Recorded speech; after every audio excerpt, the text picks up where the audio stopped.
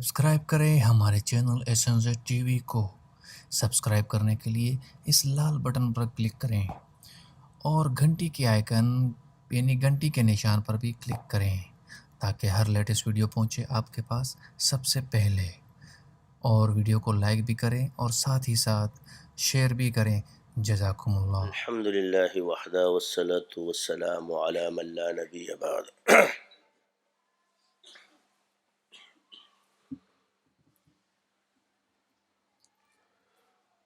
اعوذ باللہ من الشیطان الرجیم، بسم اللہ الرحمن الرحیم۔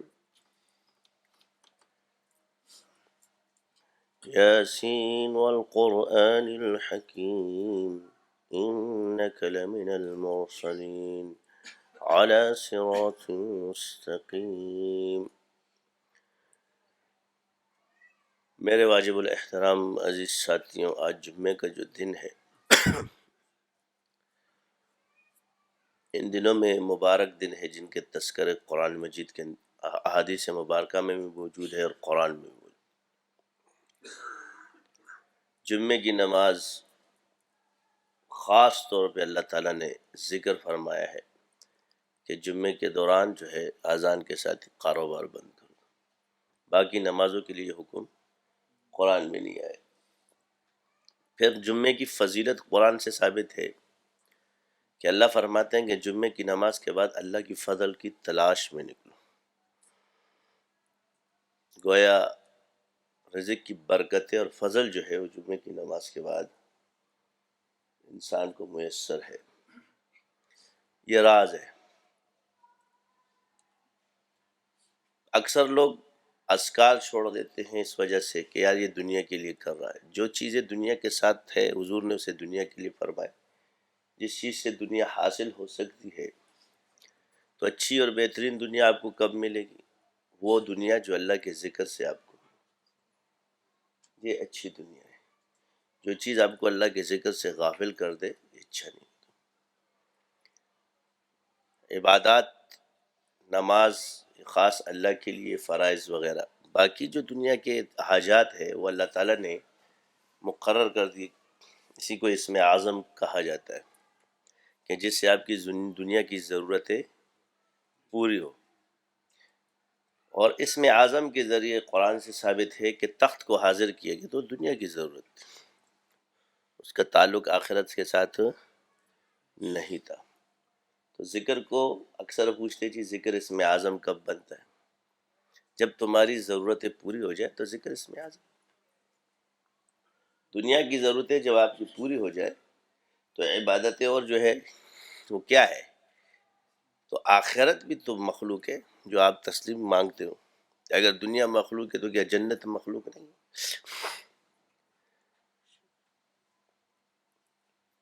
تو اچھی دنیا اور اچھی آخرت کو طلب کرنا یہ انبیاء کی سنت ہے، اسی کو پکڑو۔ بعض جو تشریحات ہوتی ہے بزرگوں کی ان کو چھوڑ دو۔ ان چیزوں میں اکثر کوئی بات نہیں، انہوں نے اپنے لحاظ سے کہا تو رضائے الہی جو ہے وہ نیت ہے۔ ہم مانگ کس سے رہے؟ اصل چیز ہے جو ہے آپ اللہ سے مانگو۔ اپنے مانگنے کا جو رخ ہے استعانت کا وہ رب کی طرف ہو جائے۔ یہی وجہ ہے کہ دنیا میں شرکیات کس وجہ سے پیش؟ جب ان کی حاجات مخلوق کی طرف ہو گئی تو انہوں نے انہیں کو خدا بنا لی۔ جہاں سے ان کی حاجتیں پوری ہوتی ہیں اس کو نعوذ باللہ خدا بنا لیتے۔ دیتا کون ہے؟ اللہ دے رہا ہے۔ اس میں کیا طاقت ہے؟ کسی چیز میں دینے کی طاقت نہیں ہے۔ دینے کی طاقت امر ربی سے ہے، اللہ دے رہا ہے۔ یہ فلسفہ ہے، حقیقت ہے، اس کو سمجھنا چاہیے۔ رخ کیا ہے؟ اب اللہ نے دو رخ دیے، ایک رخ سے منع کیا، ایک رخ کی طرف فرمایا کہ اس طرف نماز یا عبادت کافر یا مشرک کر رہے ہیں تو وہ بھی یہی سمجھ کے جی یہ تو اللہ کے ہوئے تو عبادت، لیکن یہ رخ غلط ہے۔ یہ رخ اللہ نے نہیں دیا۔ جو رخ آپ کو اللہ نے دیا ہے کعبے کی طرف منہ کر کے صحیح عقیدے کے ساتھ اور اچھے عمل کو کرنا، یہ اللہ نے ہمیں سکھایا اور اسی کے لیے انبیاء کو بھیجا ہے۔ ایک رخ مخلوق نے ایک بت بنا دیا، اس کی پوجا شروع کر دی تو وہ اس کو بھی خدا نہیں سمجھ رہا، وہ اس کو خدا کا وسیلہ سمجھتا ہے۔ لیکن وہ وسیلہ نہیں ہے بلکہ وہ ڈائریکٹ اس سے مانگ رہا ہے، تو یہ شرک ہے۔ اس کو جو وسیلہ اس نے بیچ میں کاٹ دیا، اس کو نام دے کر کے اس نے اس کو وسیلہ کہا، یہ وسیلے کی تعریف نہیں ہے۔ وسیلہ وہ ہے جب انسان براہ راست اللہ سے مانگے اور واسطہ اللہ کا، جب وہ مخلوق کی طرف رخ کر کے یا منہ کر کے مانگے گا تو اس کو وسیلہ نہیں کہا جاتا۔ لیکن کون سا وسیلہ اللہ نے منع فرمایا ہے؟ وہ جو عبادت کے ساتھ ہو۔ مخلوق کی عبادت جائز نہیں ہے، یہ مخلوق کی عبادت کر، باقی ایک دوسرے سے مدد مانگی جاتی ہے، میں استعانت جائز ہے، جیسے اللہ نے پیدا کیے، میں آپ سے مدد مانگ رہا ہوں، دوسرا مدد مانگ رہا ہے، تو اس کو حرام نہیں کہا گیا۔ زندوں سے مدد مانگنے کو حرام نہیں کہا گیا، کیونکہ ہمارا عقیدہ ہے کہ اللہ دینے والا، یہ وسیلہ ہے۔ لیکن اس وسیلے کو بھی انسان سمجھے کہ جی نہیں، سب کچھ دینے والا یہ ہے، تو یہ بھی خطرناک بات ہو جاتی ہے۔ تو کسی بھی مخلوق کے لیے اللہ کا وسیلہ کہنا کہ اللہ نے اس کو وسیلہ بنایا، پھر اس وسیلے کی صحیح تعریف ہونی چاہیے، تب جا کے اس کو وسیلہ کہیں گے۔ اب لڑکے کو اگر لڑکی کے کپڑے پہنا دیتے، وہ ظاہراً تو لڑکی نظر آتی ہے مگر وہ لڑکا ہی ہوتا ہے اندر سے۔ اسی طرح لڑکی کو اگر لڑکے کے کپڑے پہنا دیں تو لڑکا نہیں بن جائے گا، نہ یہ چیزیں جب تک اس کی جنس برقرار ہے تو لباس سے اس کی شکل نہیں بدلتی۔ بنیادی چیز کو دیکھا کریں کہ بنیادی چیز کیا ہے، آپ کے سارے مسئلے حل ہو جائیں گے، سختیاں ختم ہو جائیں گی۔ انسان کو سب سے پہلے ایمان کی طرف لانا ہے کہ اس کا ایمان صحیح ہو جائے، یہ سب سے پہلے محنت ہے۔ اس لیے سب سے پہلے محنت جو انبیاء کی ہے وہ لا الہ الا اللہ کی ہے، ان کے عمل کی نہیں۔ نبی کی پہلی سنت کیا ہے؟ لا الہ الا اللہ، یہ فرض ہے، تب وہ ایمان میں داخل ہوگا۔ جب بھی کسی پر محنت کرو گے تو اس کو لا الہ الا اللہ پہ لگانا ہے آپ نے، چاہے وہ آپ کے سامنے فاسق ہے، کلمہ پڑھو گے تاکہ اس کے اندر ایمان جاگ جائے۔ جب اس کا ایمان تازہ ہو جائے گا تو خود بخود اعمال کی طرف آنا شروع ہو جائے گا۔ تجربہ کر لو، بلکہ مشاہدہ بھی ہے کہ جو لوگ اگر آپ بھی ذکر نہیں کرتے، چاہے آپ خلیفہ ہو یا عالم ہو، آپ سے بھی اعمال نہیں ہوتے۔ اس کی وجہ کیا ہے کہ آپ نے ذکر کو ترک کیا، اور ذکر میں ناغے جب شروع ہو جاتے تو آپ کے اندر بھی بدعمالی شروع ہو جاتی، اعمال میں کمزوری آنا شروع ہو جاتی۔ اس کی وجہ کیا ہے کہ ذکر، کیونکہ ذکر اس جسم کا تعلق ایسا ہے جیسے ذکر کا تعلق روح کا ہے۔ جسم بھی اس وقت کام کرتے جب اس میں روح ہے، لیکن موت بھی دو قسم کی، ایک نیند کی ہے اور ایک دائمی موت ہے۔ تو جب نیند بھی آتی تو انسان کیا ہو جاتا ہے؟ بیکار ہو جاتا ہے۔ اسی طرح انسان اپنے اعمال کو دیکھ لے تو ایمان جو ہماری ہے یہ روح ہے، اور عمل کی مثالیں جسم کی طرح ہے۔ تو جسم جو ہے وہ روح کے بغیر بیکار ہے۔ یہی وہ اعمال جو بغیر ایمان کے کیے جاتے ہیں، اس کی مثال اسی طرح ہے کہ ایسے جسم کے جس میں روح موجود نہیں ہے۔ بدعقیدہ کی مثال نیند والے کی طرح ہے۔ یہ چیزیں ہوتی ہیں کہ انسان کوشش کرے، بنیاد کو پکڑے تو بنیاد کی وجہ سے مسئلہ آسان ہو جاتا ہے۔ یہی لڑائیاں ہوتی ہے کہ کون سی، ایک ہے دنیا میں اسباب کو استعمال کرنا، تو استعمال اسباب کچھ بھی ہو، سب کی گنجائش موجود ہوتی ہے، جس نے شریعت نے جس چیز کی اجازت آپ کو دی ہوتی، کوئی اس کو حرام ہو نہیں کر سکتا، کیونکہ اللہ نے کلام میں فرمایا۔ اسباب کے تحت سلیمان علیہ السلام نے استعمال کیا ہے اس کی طاقت کو جنات کی، یہ قرآن سے ثابت ہے۔ اب یہاں پہ بزرگ لے جی جنات کے استعمال شرک ہے، تو اس بزرگ سے پوچھا جائے گا تو قرآن کے خلاف فتویٰ ہے۔ جس نے بھی یہ کہا ہے یہ تعلیمات انبیاء، کیونکہ کسی شرک کا فعل جو نبی سے صادر نہیں ہو سکتا۔ تو جنات مردہ بھی نہیں ہے، جنات زندہ چیز ہے، کہ مردوں سے مدد تو نہیں مانگ رہے ہو کہ جی مردوں سے مدد مانگے، مدد کی بات کریں، استعمال تو بہت نیچے اونچی کی لیول ہے، میں مدد کی بات کر رہا ہوں کہ جو لوگ کہتے جی مدد مدد مدد، یہ جتنے بھی ہیں انہوں نے اس میں اشکال کی. یہ تو کمزوری ہے. ہر چیز جگہ شرک شرک شرک شرک. بڑی بڑی کتابوں میں بعض چیزیں ہوتی ہیں. تو بات یہ کہ اس کتاب کا جب حوالہ دے تو پیچھے تو دیکھو کہ اس کے پیچھے حوالہ کیا ہے. وہ کوئی مجتہد مطلق تو نہیں ہے. کوئی بھی ہو قول کمزور ہو جاتا ہے. اصول فتویٰ کے اعتبار سے بھی اس قول کو نہیں لیا جا سکتا. کیسے شرک ہے؟ اگر یہ نص قطعی سے ایک چیز ثابت ہے، قرآن سے ثابت ہے کہ اللہ تعالیٰ نے اس واقعے کا ذکر اس لیے تو نہیں کیا. اس میں نرمی ہونی چاہیے. اس لیے کہا گیا کہ شدت کے بجائے شفقت اور اصول کو پکڑ لو، کامیاب ہو جاؤ. اب اصول دعوت یہ کہ جہاں آپ کی دعوت کو پتہ ہے کہ میں یہ دعوت دوں گا، دو چیزیں اس سے فتنہ پیدا ہو سکتا ہے، تو یہاں آپ دعوت نہیں دو گی. آپ کو پتہ ہے کہ یہ چیز میرے اختیار سے باہر ہے تو آپ پر فرض نہیں ہے. یہ خود بخود آپ کو فرض سے لا کے مستحب پہ لے آئے گا. فرض تب ہوگا جب آپ کے اختیار میں ہوگا. یہی جو چیز ہے کہ کہیں آپ کو پتہ ہے کہ اس سے فتنہ یا اندیشہ پیدا ہوتا ہے، یا آپ کو پتہ ہے کہ سچ بولنے سے فتنہ پیدا ہوگا، تو وہاں شرع آپ کو فرماتی ہے کہ جھوٹ بول سکتے ہو کہ وہ فتنہ ٹل جائے. آپ مقصد یہاں جھوٹ بولنا نہیں بلکہ اس فتنے کو ختم کرنا ہے. تو اب جب شریعت نے اس میں نرمی رکھی ہے تو تم کیوں نہیں رکھتے؟ کیا شریعت کے اصولوں سے تمہارا مزاج اوپر ہے؟ یہی وجہ ہے کہ اپنی جب خود سر پہ آتی ہے تو پھر کہتی ہے کیا ہو گیا، انسان تو ہو، پھنسو گے تو تم. بعض کام ایسے جو خلاف شرع تو نظر آتے ہیں مگر اجازت دی کسی مقصد کے لیے، ثابت شدہ باتیں ہیں. ان چیزوں کو سمجھنا کیا ہے کہ ہمیشہ یاد رکھو کہ دنیا میں طاقت، جانور بڑے بڑے طاقتور، مگر عقل مند کے سامنے انسان کو اللہ نے عقل دی. شیر میں اتنی طاقت ہے کہ انسان کو چھیڑ پھاڑ کے پھینک دے.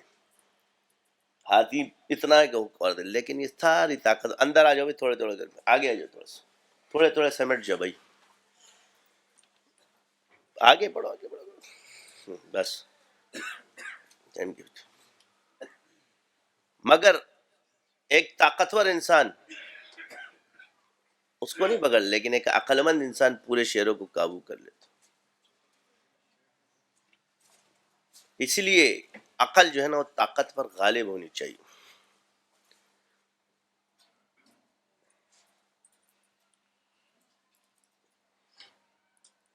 زیادہ جذباتی لوگ بھی جو ہے نا وہ عقل کھو دیتے ہیں. واکثرہم لا یعقلون سے ایک مطلب کہ جذبات میں مت آئے گا، کیونکہ جذباتیت جو ہے نا زیادہ یہ آپ کے عقل کو وہ کر دی. اب دنیا میں ایک معاشرتی طریقہ ہمیں دیا گیا، آپ کہیں بھی چلے جاؤ آپ کی عبادات میں آپ کو کوئی نہیں چھیڑتا، لیکن جب آپ دوسرے کے معاملوں میں مداخلت کرتے ہو تو یہیں سے آپ فساد شروع ہو جاتا. اب اس زاویے کو اپنی ذات پہ لو کہ کیا کوئی تمہاری ذاتی معاملے، ٹھیک ہے آپ غلط کام کریں، لیکن کیا کوئی آپ کو ایک ایسے طریقے سے سمجھائے تو آپ کو غصہ آئے گا یا نہیں؟ مثال کے طور پہ کہ مولویوں کر یہ کام کرتا ہے تو سرعام بولا تو یہ آپ کو اچھا نہیں لگے گا، یہ آپ کو برا لگے گا. گویا یہ چیز آپ کو بھی بری لگی تو آپ کو تو برا نہیں لگنا چاہیے، کیونکہ آپ تو صاحب نسبت عالم ہے. تو اس کا مطلب ہے کہ آپ کے اندر کا اصلاح کے بعد بھی آپ کو غصہ آ رہا ہے، طریقہ ٹھیک نہیں ہے، یہ اصلاح کا طریقہ نہیں ہے. اصلاح کا طریقہ کیا ہے جی؟ دو چیزیں. ایک انسان کو آپ دعوت دیتے وقت یہ سوچتے ہو کہ یار بڑا پلید خبسو کو یہ میں اپنا پاک سے آدمی بول دیں گے تو آپ متکبر ہو، آپ کی اصلاح نہیں ہوئی، کیونکہ آپ کے اندر اس کی نفرت ہے. لہذا اگر آپ اچھی بات بھی کرو گے تو اندر آپ کے گند بھرا ہوا ہے، وہ گند پھینکے گا. کیونکہ آپ کی مثال پائپ کی طرح ہے اور اندر کی مثال پانی کی طرح ہے. تو اندر جو پانی ہے وہ گندا ہے، وہ گند پھیلائے گا.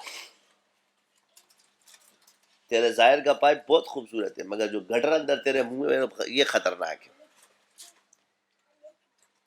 اس سے کیا ہوگا؟ فساد پیدا ہوگا، تم بھی تباہ وہ بھی تباہ. اور ایک آپ کے دل میں درد ہو، غم ہو. اب کیا ہے کہ متکبر آدمی سمجھتا ہے کہ بس ایک ہی دن میں سب کی اصلاح جائے، میں جس کو کہوں وہ میرے حکم کے خلاف کوئی نہ کام نہ کرے، کہ کبریائی اللہ کے لیے. دکان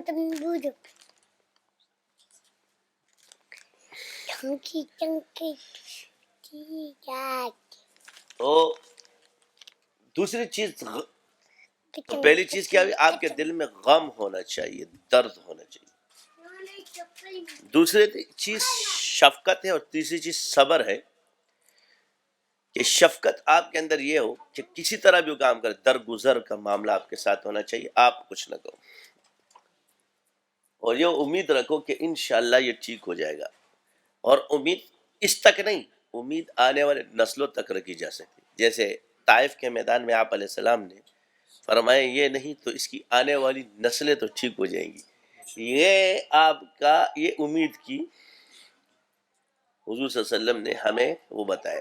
گویا یہ مت کہو کہ جو آج آپ نے دعوت دی ہے اور جو محنت کی ہے ضائع ہو جائے گی. نہیں، آپ نے ایک بیج بو دیا اس زمین میں، یہ بنجر ہے. اگر یہ بیج اس کی اولاد میں منتقل ہو جائے تو آپ کی دعوت ضائع نہیں جائے گی. یہ امیدیں ہیں. اس لیے جو لوگ نتیجے اخذ کرنے کے یار میں یوں کروں گا، یہ سب خیالی پھولا ہوتا ہے. لیکن ایک آدمی آج تک اس میں کامیاب نہیں ہو، انہوں نے نقصان اٹھایا. یہ تاریخ ہے. مگر وہ لوگ جو تدبر سے، حکمت سے، شفقت سے اور درگزر سے چلے، انہوں نے دنیا میں انقلاب پیدا کی. داڑھی اور ٹوپی والے کے بارے میں لوگ سمجھتے کہ یہ لوگ بہت سخت لوگ ہیں، اور واقعی اگر کچھ جذباتی لوگ ہوتے تو ہمارا پہلو کچھ اور ہوتا.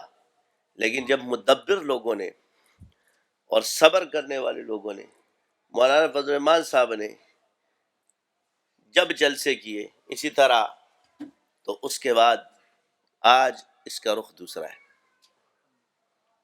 کہ 15 لاکھ لوگ ہیں یا جتنے بھی لاکھ لوگ ہیں، ایک پتہ نہیں ٹوٹتا، اور 100 وکیل آ کر کے پورے شہر کو برباد کر کے چلے جاتے ہیں، اسپتال چھوڑ. یہ فرق ہے. یہی وہ فرق، یاد رکھو کہ یہ علم کا فرق ہے، یہ دنیا فرق ہے. ہماری اصل تعلیمات یہ ہے کہ ہمیں جو بھی کہو ہم صبر کا دامن ہاتھ سے نہیں جانے دیں، مگر اپنا نظریہ بھی نہیں چھوڑیں گے. وہ کسی نے شاعر نے کہا تھا نا، ستمگر آ جگر آزمائے، تو تیر آزما ہم صبر آزمائے.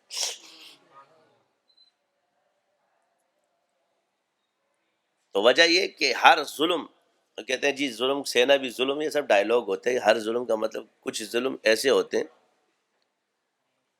جو بزدلی سے سہا جاتا ہے.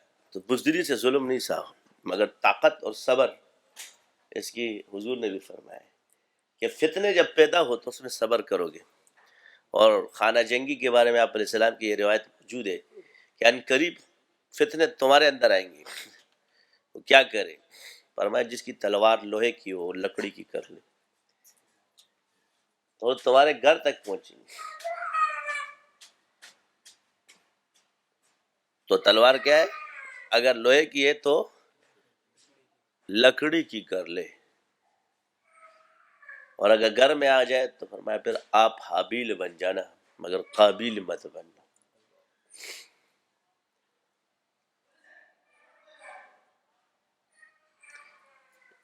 دنیا کی ابتدا جب ہو رہی ہے تو اچھائی نے صبر کیا اور برائی نے تجاوز کیا.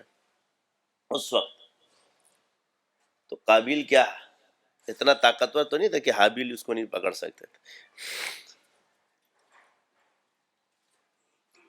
دو ایک آدمی،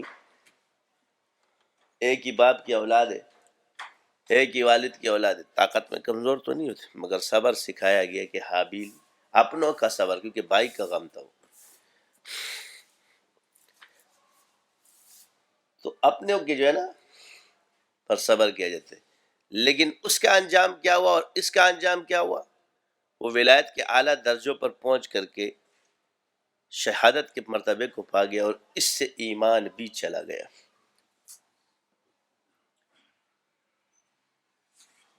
جو لوگ اپنے بھائیوں کے خون میں ہاتھ رنگتے ہیں وہ اپنے ایمان سے ہاتھ دھو بیٹھیں گے۔ یہ ابتدا ہے۔ اتنی خطرناک چیز ہے بے گناہ کو قتل کرنا بھائیوں۔ تو یہ ملک بھی جو ہے ہمارا، یہ بھی ہم لوگ بھائی ہیں، مسلمان ہیں، کچھ بھی اس میں فرق ہے، لیکن اس میں جو اقلیت ہے یا جو بھی اس کے ساتھ ہمارا تعلق جو ہے، اب ایک اس سے تمہارے اخلاق اب اس کو دین پر لائیں گے۔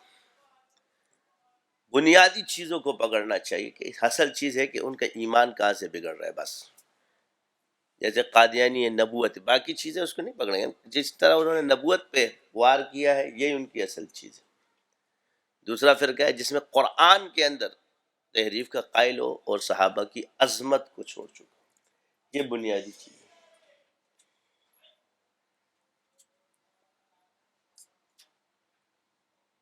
یہاں اپنا مسلمان ذرا سی غلطی کرتا ہے، کالم نگاریاں شروع ہو جاتی ہیں۔ یہ کیا ہے؟ یہ دعوے سے فساد پیدا ہوتا ہے، یہ فساد سے بچو۔ یہ علماء کا، دیندار کا درگزر کا کیا معنی ہے سمجھتے ہو؟ صبر نہیں ہے درگزر میں، درگزر اور صبر میں فرق ہے۔ یعنی اس کی غلطی کو دیکھو ہی مت، صرف اس کی اچھائی پہ نظر رکھو۔ جب صبر کرو گے تو تمہیں تکلیف ہوگی، درگزر کرو، اس کو کہتے ہیں انگریزی میں اگنور کرنا۔ اب اس کی تکلیف پہ صبر جو کر رہے ہو، اس سے اللہ تمہیں اجر دے رہا ہے، اور اس کو پیار سے سمجھاؤ۔ کبھی کبھی انسان غصہ بھی ہو جاتا ہے، لیکن کب؟ جب تمہیں پتہ چل جائے کہ وہ اس کو اسے اچھا لگتا ہو۔ غصے کی تو حالتیں ہوتی ہے کہ آپ کو پتہ ہو کہ آپ اگلے کو آپ کے غصے سے فرق پڑتا ہے، اور ایک وہ جس سے نفرت پیدا ہو سکتی ہے، تعلقات ختم ہو سکتے۔ اس کا اندازہ کیا ہوتا ہے؟ آپ کو پتہ چل جاتا ہے۔ اگر آپ کے غصے سے آپ سے ناراض ہو کے چلا گیا تو سمجھ لو یہ قطع رحمی ہوگی، اب اس کو راضی کرو۔ اور اگر وہ ناراض نہیں، وہ خوش ہو رہا ہے، ہنسی، اور تعلقات خراب نہیں ہوئے، تو بار بار غصہ مت کرو، اس سے نقصان ہوتا ہے۔ ترش مزاج جو ہے، اب اس سے آپ کو کہ جی آپ علیہ السلام نے اس طرح سے وہ کیا ہوگا دعوت، تو یہ تو اللہ تعالیٰ نے قرآن میں حضور سے فرمایا اگر آپ کے مزاج میں ترشی ہوتی ہے، سختی ہوتی ہے، تو یہ ساتھی آپ کو چھوڑ دیتے۔ اب یہ نس ہے، قرآن ہے، یہ دعوت کا طریقہ ہمیں سکھایا جا رہا ہے۔ اس لیے ہر وقت کا جو سخت مزاج ہے یہ انسان کو خراب کرتے، کبھی کبھی ہو جاتا ہے۔ تو یہ چیز کیا ہے؟ ہمیں دکھا دی گئی کہ آپ علیہ السلام نے شفقت کے ساتھ صحابہ کی تربیت فرمائی ہے، اور ہر طرح کی تکلیف آپ نے سہی، ہر طرح کی قربانی آپ نے دی، مگر غصہ آپ کو بھی آیا، چہرہ انور آپ کا بھی سرخ ہوا۔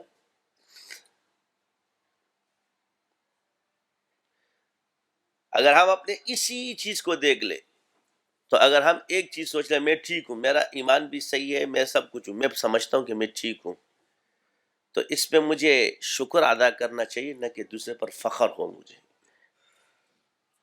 ایک فخر ہوتا ہے نا، یہ فخر کبر کے لیے ہوتا ہے، اور ایک فخر وہ ہوتا ہے کہ جو نعمت کی شکری تو ہے لیکن دوسرے کو برا بلا نہ سمجھے، بلکہ اس کو اپنی نعمت پر شکر ادا کرے۔ تو عرض یہی کر رہا تھا کہ اس سے کیا ہوا؟ اب آپ کے اندر جب یہ کیفیت پیدا ہوئی، درگزر شوگر، ابھی ظاہری طور پہ آپ کا پائپ خراب نظر آتا ہے، مگر اندر کا پانی اچھا ہے، وہ کیا کرے گا؟ وہ اثر کرے گا۔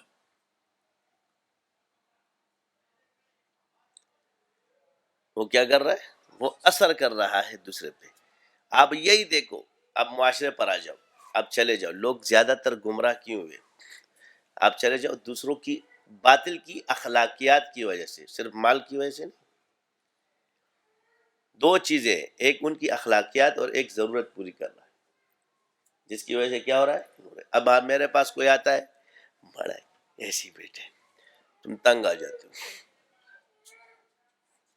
مدد نہیں کر رہے ہو اپنے کسی خاص ساتھی کی، گنجائش کے ہوتے ہوئے بھی ہم مدد نہیں کرتے، جتنی ہمیں تھوڑی بہت اس کی گنجائش ہو ہم کرتے کہ یار یہ کل آ جائے گا، نخرا ہو جائے گا فلاں. یہی بندہ اگر باطل کے پاس چلا جائے، وہ باطل اس کو دیتا رہے، چند دن بعد وہ کیا کرے گا؟ تو گویا تالیف قلوب کے لیے جو مال ہے وہ بہت بڑی چیز ہے.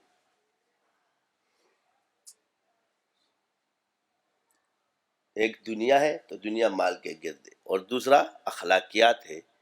اب آپ دیکھ لو کہ وہ کس طرح بات کرتے ہو، آپ کس طرح بات کرتے ہو. آپ روٹلی بات کرتے ہو، وہ گلے سے بات کرتے.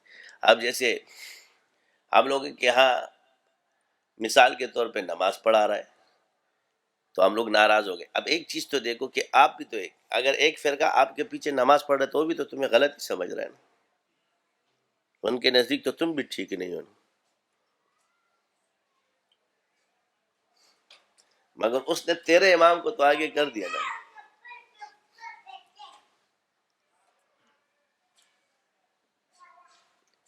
یہ چیزیں دیکھنے کی ہوتی ہیں. جذباتی لوگ جتنے بھی ہیں ان سے دور رہو، اور جو ہمارے اندر جذباتی ہے ان کو اپنے جذبات پر قابو پانا چاہیے. یہ کوئی دعوت کا طریقہ نہیں ہے، یہ تباہ کر دے گا تمہیں. جذبہ کہاں دکھانا ہے، کس وقت دکھانا ہے، یہ موقع ہوتا ہے. جذبات اور جذبہ اور دلیری آپ کے اندر اللہ نے ایک صفت رکھی ہے، مگر اس کو بے محل ضائع نہیں کرو. جو لوگ اس کو بے محل ضائع کرتے ہیں، طاقتور تم صرف نہیں ہو، طاقتور صحابہ سے زیادہ طاقتور نہیں تھا. حضرت علی رضی اللہ تعالیٰ عنہ شیر خدا ہے، مگر آپ کا صبر دیکھو، حکمت عملی آپ نے کبھی نہیں چھوڑی. آپ میں سے کوئی بھی ہم لوگوں میں سے سیف اللہ نہیں بن سکتا. خالد بن ولید رضی اللہ تعالیٰ عنہ سیف اللہ تھے، مگر حکمت عملی کبھی نہیں چھوڑی. یہ یاد رکھے کہ جنگیں یا جتنی بھی ہے انہوں نے حکمت عملی سے جیتی ہے، تیرے طاقت سے نہیں.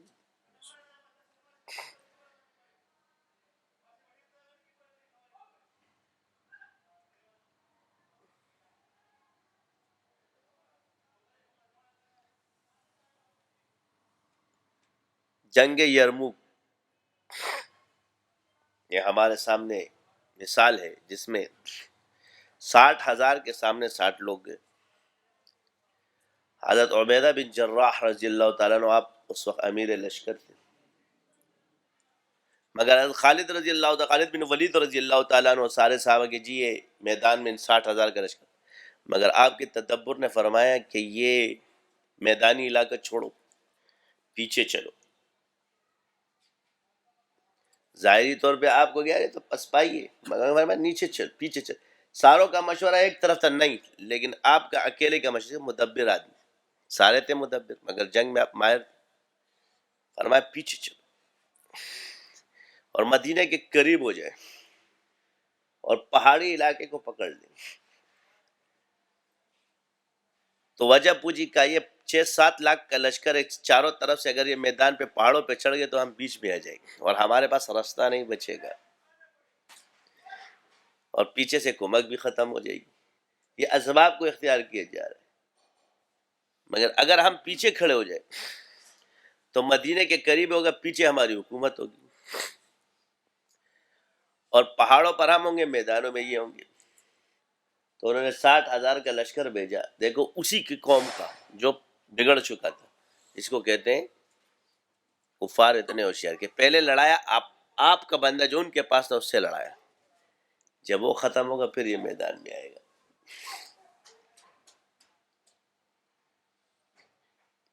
تو آپ نے کیا فرمایا؟ کہ 60,000 ہے، ہم لوگ بھی 60 نہیں. یہ تو تھک جائے گی، کیا کریں؟ میں اکیلا جاؤں گا. میں کیا فرمایا؟ 60,000 سے اکیلا جاؤں گا میں. یہ طاقت اللہ نے ان کو دی تھی نا. ایسے تھوڑی ہوتا ہے کہ ان کو اللہ نے طاقت نہیں دی تھی کہ اس کو، کیوں کہ ان کے پاس جو طاقت تھی وہ ان کو اس میں عزم پتہ تھا کہ یہ میرا کچھ نہیں بگاڑ سکتا. آگے جو فرمایا ہم ایمان والے، ہم زندہ، یہ مردہ ہے.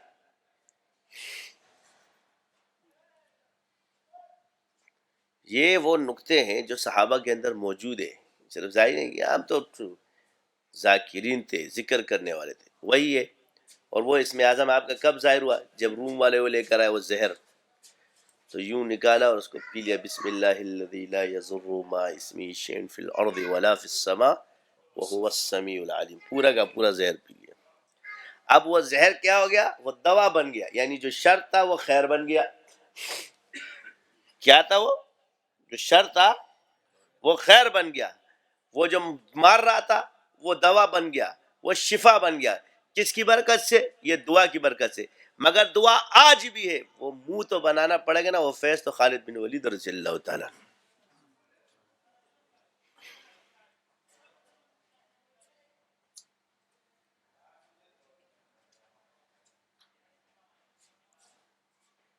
سمجھ گئے؟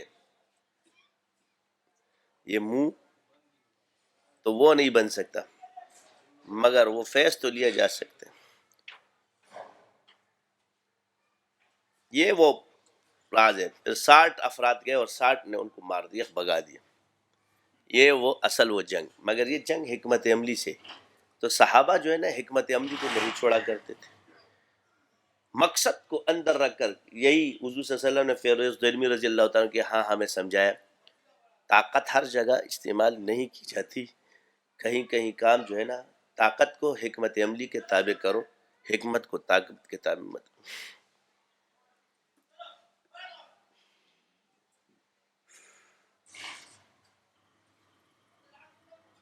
اس لیے جذبات انسان پر یہ غالب الحال ہو جاتا نہیں ہے، یہ مغلوب الحال ہے، اور مغلوب الحال تمہیں نقصان دے گا۔ اس لیے یہ کہا کرو کہ نا، یا اللہ میرے جوش عشق پر کبھی ہوش شریعت پر میرا جوش عشق غالب نہ ہے، کیونکہ جب انسان پر جوش عشق آتا ہے نا تو ہوش شریعت کھو جاتا ہے۔ اور یا اللہ میرے جذبات اور میری طاقت کا جو ہے نا وہ میری عقل پر غالب نہ ہے، اور صبر پر۔ ایک اس ملک کے اندر اگر ہم کریں، ہم تو آپس میں یہ تو امن کا گہوارہ ہونا چاہیے، ایک بھائی کو دوسرے بھائی سے کوئی نقصان نہیں ہونا چاہیے، کسی مظلوم کو کسی کو ڈر نہیں ہونا چاہیے۔ یہ جو نام لگا ہے نا کپڑا، یہ کپڑے کے نام سے، اور لوگ یہ ٹھیک نہیں ہے، تم اور میں کوئی فرق نہیں رہے گا۔ یہ سب اغیار کے اور شیطانی طریقے جب اپناؤ گے تو اس سے تمہیں کامیابی نہیں ملے گی۔ ایک لفظ استعمال کرتے جی وہ لبرل ہے، لبرل ہے، لبرل ہے، لبرل ہے، فلاس ہے، کولر ہے، یہ ہے، وہ ہے۔ سب سے بڑی چیز جب یہ نام دیا گیا تھا تو یہ لیا کیا سے گیا، یہ بھی دیکھا کرو۔ ان کی تعبیر غلط ہے، کیونکہ انہوں نے مذاہب کو بھی ایک کرنا شروع کر دیا۔ ہمارے معاشرت کے اندر جو لین دین ہے، یہ سنت کے طریقوں کو انہوں نے وہ دوسرا نام دے دیا۔ اب آپ نے جب انگریزی لفظ لبرل سیکھ لیا تو لبرل شروع ہو گئے۔ تو اب کیا ہے، آپ کے اندر دو طبقے بن گئے، ایک طبقہ ہے لبرل ہے اور دوسرا شدت پسند۔ درمیان والا تو کوئی گیا ہی نہیں۔ یعنی اب ہمارے پاس دو طبقے آ گئے، ایک لبرل ہے اور دوسرا شدت پسند۔ اب شدت پسند، لبرل اور معتدل کون ہوگا؟ تین راستے ہیں تمہارے پاس، کیا ہے؟ مگر ایک پہ بھی شیطان ہے اور دوسرے پہ بھی شیطان ہے، ہو جائے جو تیسرا راستہ ہے یہ ٹھیک ہے۔ ایک وہ ہے جو کسی طرح بھی کسی سے ابھی اپنے مخالف کے ساتھ تعلقات کو استوار کرنے کو جائز ہی نہیں سمجھتا، بس یہ ہے شدت پسند۔ ہمارا ہی جو نظریے کا موافق ہوگا اسی کے ساتھ ہم اٹھ بیٹھ سکتے، جو ہمارے نظریے کے خلاف ہے ان کے ساتھ اٹھنا بیٹھنا سلام کلام جائز نہیں، حرام ہے۔ اس کو کہتے ہیں شدت پسند۔ ایک ہوتا ہے لبرل، وہ کہتا ہے یار سب بس اللہ کے بندے، انسانیت کا ایک مذہب ہوتا ہے، اس کا نام انہوں نے لبرل دے دیا۔ حالانکہ لبرل مذہب کیا کہا جی، سب ایک دوسرے، کسی کو چھیڑو مت، مندر جانا ہے مندر جاؤ، ادھر جانا ہے ادھر جاؤ، ادھر جانا ہے ادھر جاؤ، بس جس کو ایک دوسرے سے محبت ہو، جائے کافر ہو مسلمان ہو، نکاح کرا دو، بس اس کو کرنے دو۔ ان کو نہیں چھیڑنا چاہیے، انسان کا ظلم ہے، کیونکہ وہ چاہتے ہیں۔ اس طبقے کو لبرل کہا گیا۔ دونوں میں شدت. اگر وہاں شدت ہے تو یہاں رخصت اتنی ہے. یہ ہے آپ کے فساد کا مسئلہ. اب جواب آتا ہے، اس میں آسان سا ہے کہ اپنے ایمان میں اور عبادات میں ہم ایک دوسرے کے ساتھ نہیں ہو سکتے، مگر معاشرت میں کچھ چیزیں ایسی ہیں جس کی اجازت حضور نے دی. مثال کے طور پر ریاست کے احکام کو لیتے ہیں تو آپ علیہ السلام نے سب کو کچھ نہیں فرمایا. ریاست سے غداری نہیں ہونی چاہیے. اقلیت اپنے عبادت میں آزاد ہے،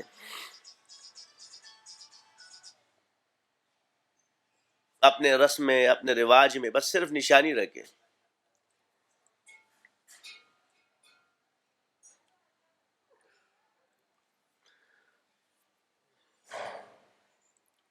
ان سے ہمیں کیا چاہیے؟ تو وہ خراج دے یا وہ ٹیکس جو جزیہ تھا وہ دیتے تھے.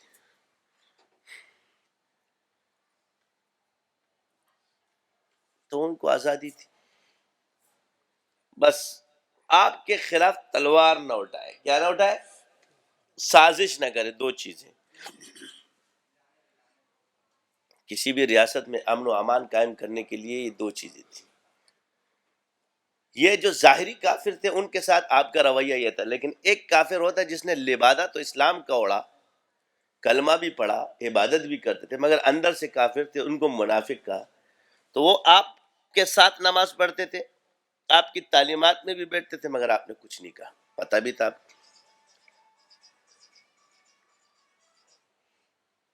اللہ نے وحی کے ذریعے آپ کو بتایا بھی. تو یہاں آپ کو کیا ہے جی؟ شفقت دکھا دی گئی، پہچان بھی بتا دی اور شفقت. تو اس سے ثابت ہوا کہ جو مفاد میں آپ کے ساتھ چل رہے ہو، جو نفاق کر رہے ہو، تو ان کی پہچان ضروری ہے، ہٹانا ضروری.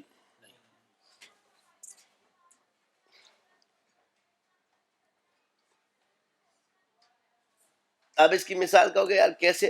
تو اس کی مثال ایسے کہ آپ کی جماعت ہے کہ یار خاندان میں بندہ ٹیڑھا ہے یا برا، تو کہو یار یہ جو ہے نا تاویلی و ماویلی والا، یہ والا بولتا ہے. اب سب کو جب پتہ ہوتا ہے نا تو اس کی بات کا کوئی اثر نہیں لیتا. یا یہ بیمار ہے تو اس کی بات کا کوئی اثر نہیں لیتا. جب اس کی بیماری چھپی ہوتی ہے وہ نقصان دیتی ہے، لیکن جب پتہ چل جائے کہ یہ والا ہے تو بڑے کو یہ پتہ ہونا چاہیے، چھوٹوں کو بھلے پتہ نہ ہو. تو جب حضور کو خود پتہ تھا تو صحابہ کو پتہ بھی نہیں، تو جب حضور کے پاس معاملہ تھا تو حضور تو پہچان جاتے یہ والا ہے، یہ والا ہے. یہی علم، بعض علوم سارے منتقل نہیں ہوئے، حضرت حذیفہ کو ہوئے. اس سے ثابت ہو گیا نا کہ ہر صحابی کو کوئی مخصوص علم بھی دیا گیا عموم کے ساتھ، ہر کسی کو مخصوص ذکر بھی دیا گیا ہے خصوص کے ساتھ. اب یہی چیزیں ہمیں نظر آتی. انس بن مالک فرماتے ہیں مجھے حضور نے یہ دعا سکھائی، باقی جگہ آپ کو نظر نہیں آئے گی.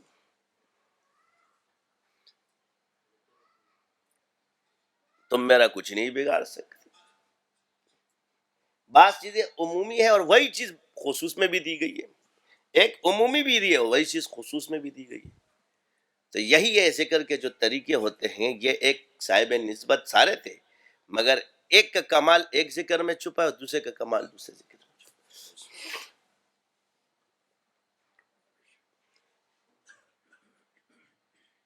یہ عموم بھی ہے اور خصوص بھی ہے. یہ آپ علیہ السلام کی سنت ہے. اب کیا ہے؟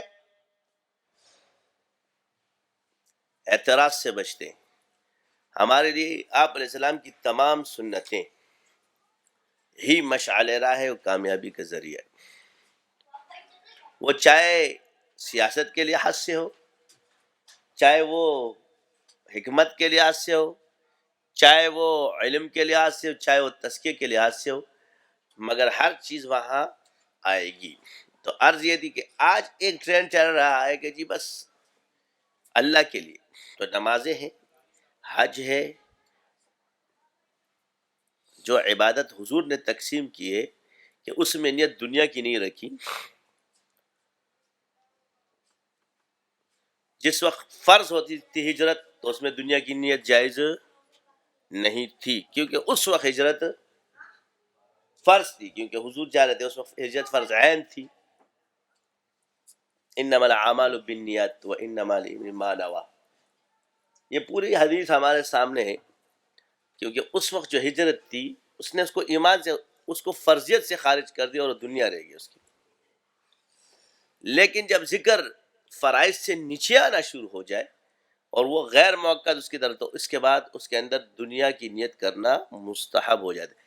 لیکن فرض عبادت کے بعد اینڈ میں آگے جو دعا مانگی جا رہی ہے وہ ربنا آتنا فی الدنیا حسنہ وفی الآخرۃ حسنہ وقنا عذاب، یہ بھی ہمیں حضور نے سکھایا فرائض کی نیت، اور یہ بھی ہمیں حضور نے ہی سکھایا ہے کہ صلاۃ حاجت پڑھ لیا کرو.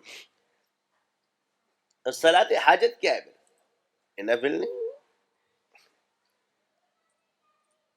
اللہ کی رضا کے لیے تو کر رہا ہوں، مگر میرا مقصد جو ہے، میری جو طلب ہے وہ یہ مقصد تو سب کو پتہ ہے. جب آپ اللہ کے سامنے چل رہے تو تجھے مجھ سے دنیا چاہیے، یہ طلب ہے، نیت ہے. باقی کر انسان اللہ کی رضا کے لیے ہی رہے. تو مانگنے کا رخ کس کی طرف ہے؟ جو دے رہا ہے.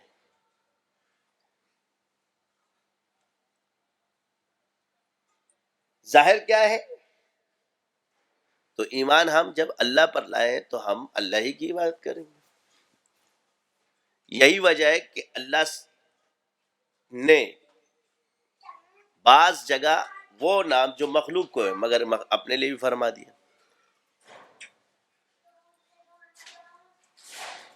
ذالک مولا الذین آمنوا وان الکافرین لا مولا لهم. اب یہاں اللہ نے مولا فرمایا، رب نہیں فرمایا. پہلے بھی عرض کر چکے ہیں کہ رب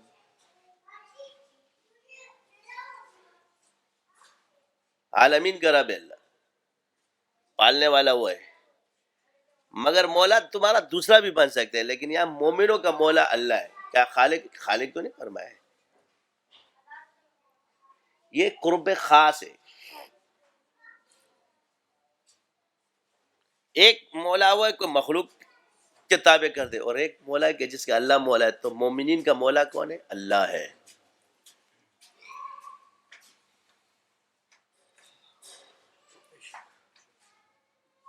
یہ وہ چیزیں ہیں کہ اللہ تعالیٰ نے ہمارے لیے اس میں آسانیاں فرمائی ہے، تو ہم اس طریقے سے کریں. ہم عبادت اللہ کی کرتے ہیں اور نیت بھی اللہ کی رضا ہی ہوتی ہے. ہم اپنی ضرورت کے لیے نوافل پڑھ رہے ہوتے تو جائز ہے. اب کس پہ ثواب ملے گا کس پہ نہیں ملے گا یہ غیب ہے.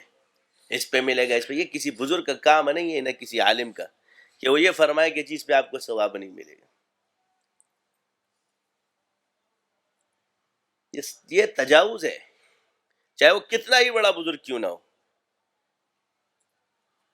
جس چیز کو عام نام لے جی، کہتے جی فلاں پہ بات. تو اب یہ کہ اصحاب رسول حضرت عائشہ رضی اللہ تعالی عنہ سکھایا کرتی تھی لوگوں کو سورہ واقعہ حاجات کے لیے. صحابہ کے اندر یہ چیزیں کیوں نہیں تھی؟ اس لیے کہ وہ یہ پڑھتے تھے. ان کا رزق ہی اللہ تعالیٰ نے عبادت اور ذکر کے ساتھ رکھا ہوا. ہم ان چیزوں کو چھوڑ چکے، ان پر تکلیفیں بہت آئی، مجاہدے بہت ہوئے، اس کے بغیر تو اثر نہیں آیا نا. اللہ نے آزمایا، یہاں تک کہ صحابہ فرماتے تھے یا اللہ تیری مدد کب آئے گی؟ تو جس پر اتنی سختیاں آنا شروع ہو جائے سمجھ لو اللہ نے اس کے ایمان کو قبول کیا ہے.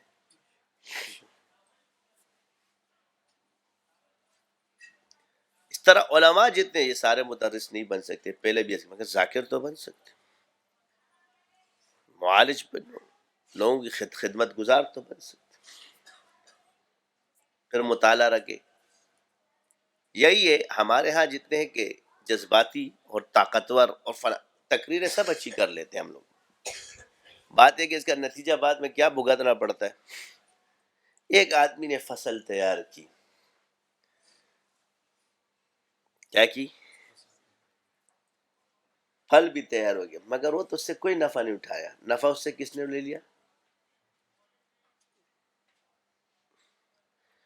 جراثیم ایک آ کے چھوڑا، پورا فصل تباہ کر گیا. اس نے ہوا میں ایک ایسا وائرس چھوڑا، آپ کی پوری فصل تباہ ہو گئی. آپ فصل تو اگا دیا مگر اس کی حفاظت کون کرے؟ دنیا میں آپ کہیں بھی رہو، کسی ملک میں بھی رہو، اس ملک کے قانون کے خلاف کچھ مت کرو اور اپنے دین کا کام کرو، آپ کو کوئی نہیں چھیڑتا۔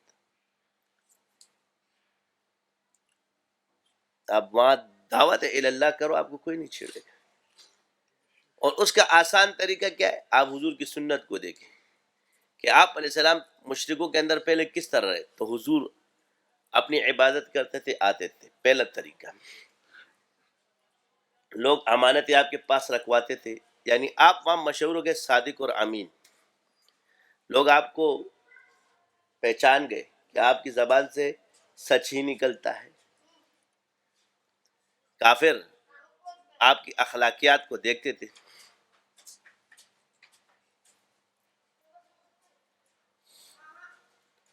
پھر لا الہ الا اللہ شروع ہوا۔ تو آپ جب کہیں جائیں گے تو وہاں کیا کرنا ہے بھائی؟ یہی سنت ہے، آپ اپنا ذکر کرو، اپنی عبادت کرو۔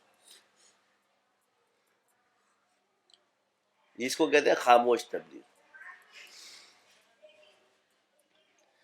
وہاں جا رہے آپ عبادت کر رہے، آ رہے اب کیا پڑھ رہے، کیا نہیں، لا الہ الا اللہ، اکیلے پڑھ رہے نا، ابھی وحی نہیں آئی۔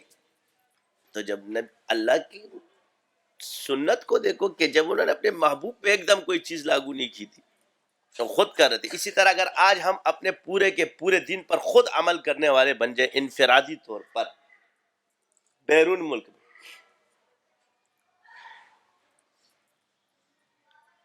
کہ میرا کام جتنا ہے وہ میرے لیے ہے، نمازوں کی ارکان پر آپ کو کوئی نہیں پکڑتا، باقی جو انفرادی اعمال ہوتے اجتماعی اور اجتماعی اعمال، اس کا فیصلہ آپ اکیلے نہیں کر سکتے۔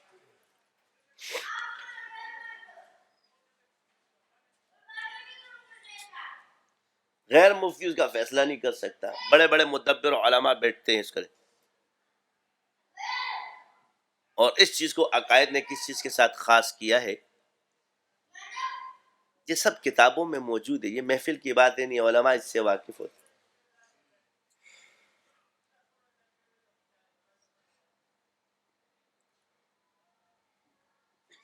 حج ہو گیا، عمرہ ہو گیا، حج، روزہ، نماز، کلمہ، ارکان اسلام کی بنیادی جتنی بھی چیزیں، اس سے آپ کو کوئی بھی نہیں روک سکتا، یہ آپ کے لیے۔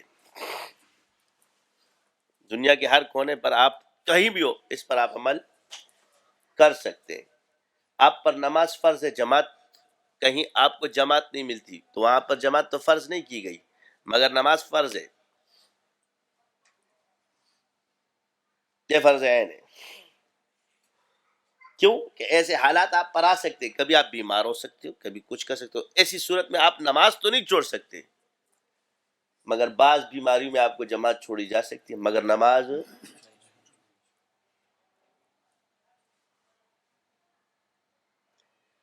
یہ ارکان اسلام کی اگر آپ بنیاد دیکھیں تو یہ فرض عین کا اصل مطلب ہوتا ہے کہ ہر آدمی کرے گا، عاقل اور بالغ۔ دو شرائط ہے اس کے لیے بھی، یہ نہیں کہ اس کے لیے نابالغ ہونا اور مجنون ہونا، بے ہوش ہونا، یہ والا نہیں، عاقل اور بالغ۔ مجنون اور بچہ اس پر احکام نہیں ہے۔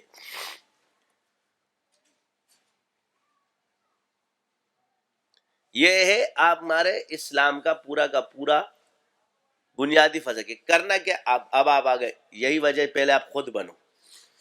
اب آپ کا جو بننے کا جو وقت ہے،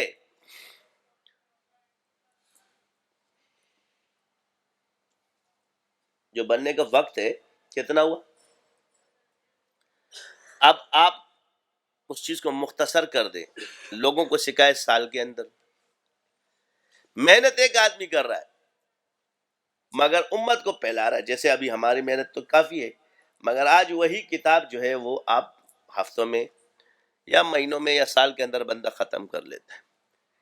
پانچوں کے پانچوں سلاسل آپ سال کے اندر اسباق کے ساتھ ختم کر رہے۔ اب مقصود تو کیفیات تو نہیں ہے،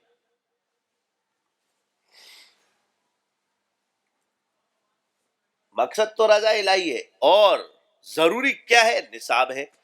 جو چیزیں ضروری ہے وہ نصاب ہے، اور مقصد رضا الہی ہے، کیفیات مطلوب نہیں ہے، مقصود نہیں ہے، مطلوب ہے، خوشی ہوتی ہے کہ ہمیں مل جائے، یہ خود بخود اپنے وقت کے ساتھ آتے رہیں گے۔ آخری حربہ جو استعمال کیا جائے گا تمام چیزوں میں نے عرض کر دیا کہ آخر میں جب آپ عالم بن جاؤ یا وہ بن جاؤ تو آپ کے اندر حسد کو چھوڑا جاتا ہے، اس میں ابلیس آتا ہے آخر میں، کیونکہ ابلیس بھی اسی میں تباہ ہوا ہے، اور آخری حال جو ہے وہ حسد ہے، اور حسد میں کیا ہے کہ ایک دوسرے کے جلنے کی وجہ سے اس کی غلطی اور ٹوک کے پیچھے لگا تھے کہ کوئی ایسا کام کر جائے تاکہ میں اس کو پھیلانا شروع، اس کا دور دور سے کوئی تعلق کفر سے نہیں ہوگا مگر میں نے بنانا ہے، پھر کہیں گے جی کار خیر ہے، کار خیر نہیں ہے۔ وہ منافق جو حضور کی صحبت میں بیٹھتے تھے، آپ علیہ السلام نے ان کے لیے کتنا سینہ بڑھا گیا، تم تو اپنے مسلمان کے لیے نہیں کرتے، یہ اس لیے آپ کو سکھایا گیا۔ باقی فطرت کیا ہے؟ گرم ہونا، ایک دوسرے کے اوپر بات کر دینا، غصے میں آ جانا، تو نے یہ کہا، تو نے یہ کہا، یہ چیزیں معاشرت کا حصہ ہے، اور یہ صحابہ میں بھی آپس میں موجود تھا، مگر ان کے دل شیشے کی طرح ایک دوسرے کے لیے صاف۔ فطرت نہیں بدلتی آپ، اصل ہے علم کہ آپ کے اندر آ جائے، اور وہ علم ضائع کرتا ہے حسد اور کبر، اس سے معاشرت میں تباہی پیدا ہوتی ہے۔ تو آپ لوگ کل رہنما بنو گے، اس لیے ابو الیاس سمرقندی بہت بڑے عالم گزرے ہمارے، احناف کے فقیہ ہے، وہ اپنا مشاہدہ لکھتے کہ میں نے حسد کو سب سے زیادہ علماء میں پایا، ایک علماء ہوتے ہیں نام نہاد ہوتے ہیں، ایک علماء، لیکن ہوتا ہے بزرگوں میں بھی آ جاتے ہیں۔ علی حجویری رحمۃ اللہ علیہ نے پیچھے لکھا کہ جس چیز کو تم تقوی سمجھتے ہو کیا ہے،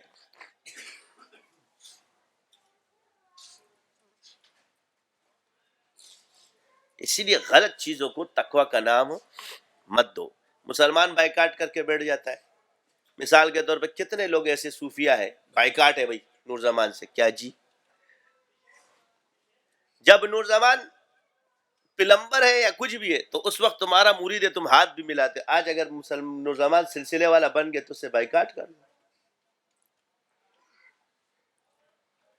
نور زمان جب پلمبر تھا یا الیکٹریشین تھا تو تمہارے پاس مریض لے کر آتا تھا، تم لوگ تعویذ دیتے تھے کہ جی کینسر کا علاج ہے، فلاں ہے، حضرت والا نے یہ لکھا ہے، اس سے اتنے لوگ ٹھیک ہو گئے، وہ جائز تھا۔ آج نور زمان دیتا ہے اپنے سلسلے سے تو حرام ہے، اور تو کوئی وجہ نہیں۔ نور زمان جب پلمبر تھا تمہارے ہاں تو بہت بڑا اللہ والا اور متقی پرہیزگار تھا، جب آج پلمبر بن گیا، وہ آج پیر بن گیا تو تم لوگوں نے شروع ہو گئے کہ یہ کرتا ہے، یہ کرتا ہے، یہ کرتا ہے۔ شرم نہیں آتی ہم لوگوں کو بعض چیزوں میں، اور اس کو تقویٰ بولتے ہیں۔ نور زمان کیا کر رہا ہے؟ لوگوں کو اللہ کا نام سکھا رہا ہے۔ نور زمان یہ کر رہا ہے کہ وہ بیمار بھی ہے لیکن وہ چیزیں سکھا دی جو تمہارے صحت مند بھی نہیں سکھا سکے۔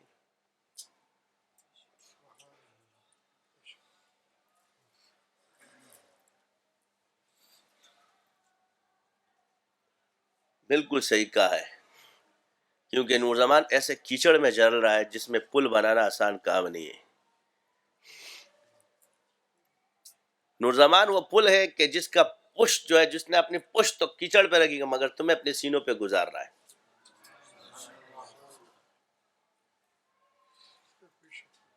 تم نے یہ تو نہیں دیکھا کہ اس کے سینے پر جو لوگ چل رہے پل کی طرح، اس نے اپنا سینہ اتنا، یہ جو اگر یہ نور زمان ادھر سے ہٹ گیا نا تو تم سب کے سب اس کیچڑ میں بھیج جاؤ گے۔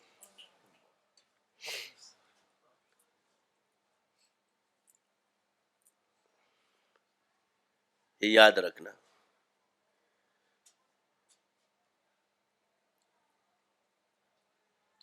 یہ اتنا آسان کام نہیں ہے۔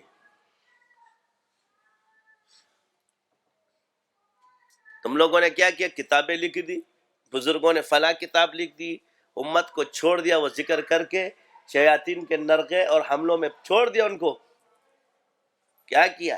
کسی کو قابو کیا، کسی کو مینٹل کیا، اکابرین اور بزرگوں کے طریقے چھوڑ کر کے اذکار کرائے، لوگ مینٹل ہو رہے، پاگل ہو رہے، گھر میں نفسیاتی ہو رہے۔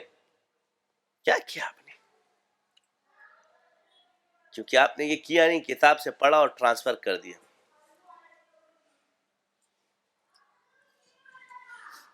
بس نور زمان نے وہ کیا ہے اور لوگوں کو کنٹرول بھی کیا ہے، یہی کیا ہے نا صرف۔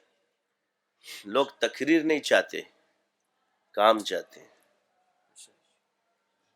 میں آپ بتا دوں، لوگوں کو تقریر نہیں چاہیے، کام چاہیے. باقی علم کے لحاظ سے آپ کو مضبوط کامل بولو. تمہارے ہاں عامل اس کو کہا جاتا ہے جو جن بگاتے ہیں چھوٹے موٹے کام. آج میں تمہیں کامل اور عامل کی فرق بتا دیتا ہوں. آج کی اصطلاح میں کوئی تم سے پوچھے کہ تم عامل ہو یا کامل ہو، تو بولنا ہم لوگ کامل ہیں. اپنے آپ کو کامل بول سکتے اس علم میں، علم کے لحاظ سے. اصلاح کے لحاظ سے نہیں بول سکتے، مگر علم کے لحاظ سے بول سکتے. جی کیا ہے؟ لیکن گمراہ کے سامنے تو بول سکتے ہو. تمہارے لیے تو ہم فرشتے ہیں بقول. اب اللہ کے سامنے آپ کو کامل مت سمجھو. لوگوں کے سامنے اپنے آپ کو عاجز، میں اس کو چھوڑ دو، یہ لوگ کے سامنے تو ہے ہی ایسا. اپنے رب کے سامنے ہم کامل نہیں ہیں، مگر تمہارے سے تو کامل ہے. تو کوئی کہے گا جی کامل کون ہے اور عامل کون ہے؟ بولو جو جن سے کامل، جو جن کا تابع ہوتا ہے وہ عامل ہوتا ہے بقول آپ کے، لیکن جس کے جن تابع ہوتے ہیں وہ کامل ہوتا ہے.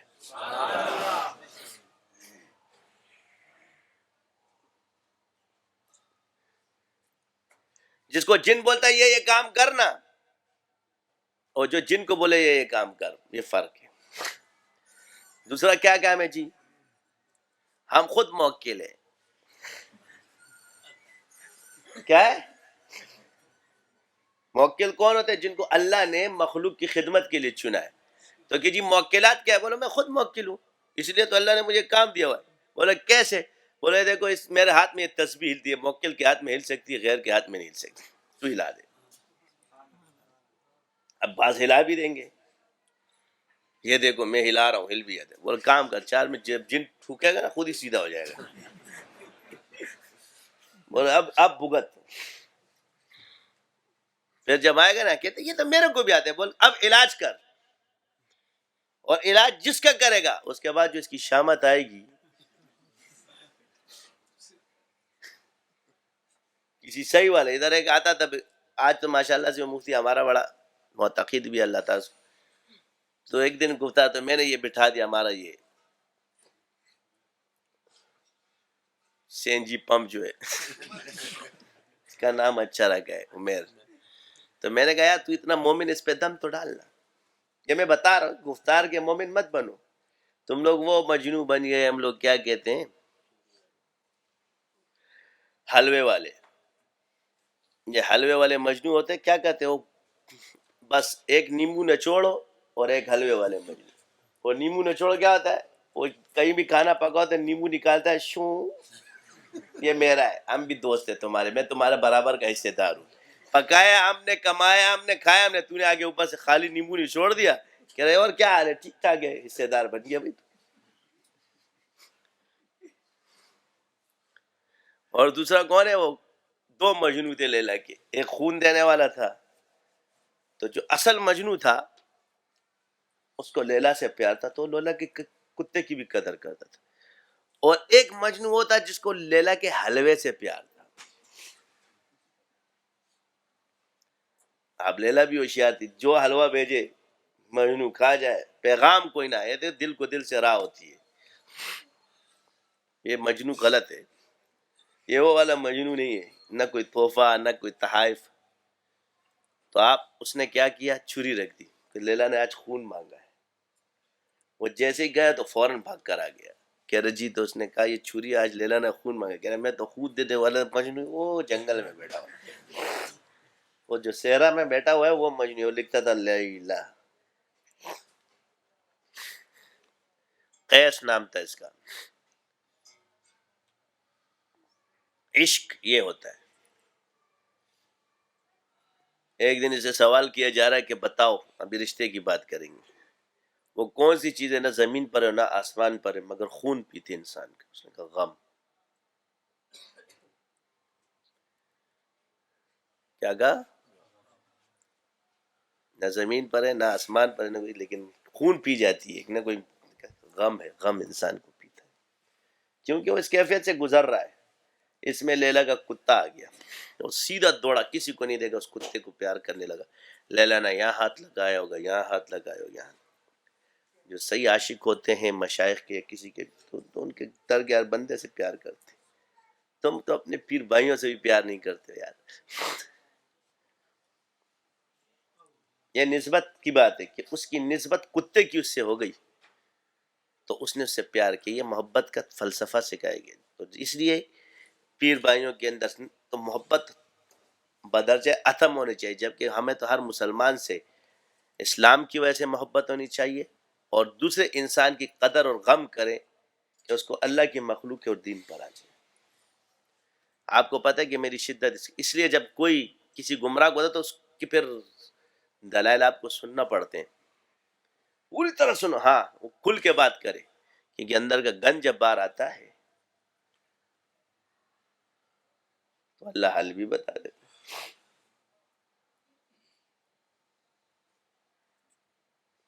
یہ شیاطین ہوتے ہیں، انسان کے دشمن ہیں.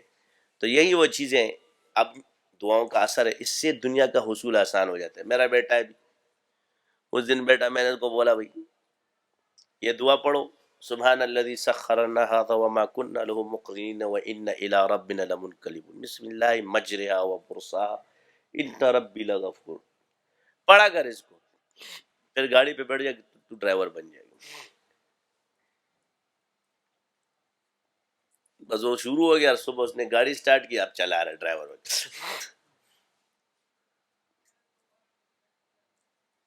میں نے پڑھ رہا ہے کہ ہاں پڑھ رہا ہوں. اب کوئی یہ نہیں کہے گا کہ اس بچے نے گاڑی آج اٹھائی، 14 سال اس کی عمر، 15 اس سے زیادہ تر.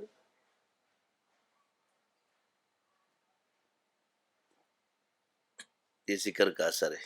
یہ وہ دعا ہے جو کثرت سے پڑھنے والا ڈرائیونگ بھی جلدی سیکھتا ہے، اس سے سوار بھی محفوظ ہے اور سواری بھی محفوظ. اس کے علاوہ تم دوسری دعائیں پڑھو لیکن یہ خاص اس کے لیے.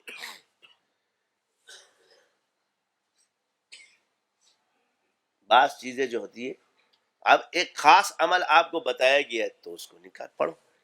اب یہی چیز ہے فلاں سے پوچھ تو دنیا کے لیے پڑھو، تو کس کے لیے پڑھ رہا ہے؟ جیسے تیرے دل میں رضائی لائی ہے، بعض اوروں کے دل میں رضائی لائی نہیں ہے. چھوڑ دے سارے مال، پھر بیٹھ جا ذرا، میں درویش بن کے باندھ جاؤں گا تم لوگوں کو. خود محلات میں بیٹھا ہوا دبا کے گاڑیوں کے نیچے پھر رہے ہو، تم مخلص ہو، دوسرے حرامی. جاؤ ذرا، اگر اتنے ہی تم لوگوں کو نظر آتے ذرا مانگ کے دیکھو نا 10 دن. بولا حضرت مجھے ضرورت ہے، ذرا آپ دے دے. چلو میں آپ اللہ کی رضا کے لیے اس کو چھوڑ دیتا ہوں، مگر آپ اللہ کی رضا کے لیے مجھے دے دو. پھر دیکھنا شیخ صاحب کیا کہتے ہیں. صلاۃ حاجت پڑھو نا.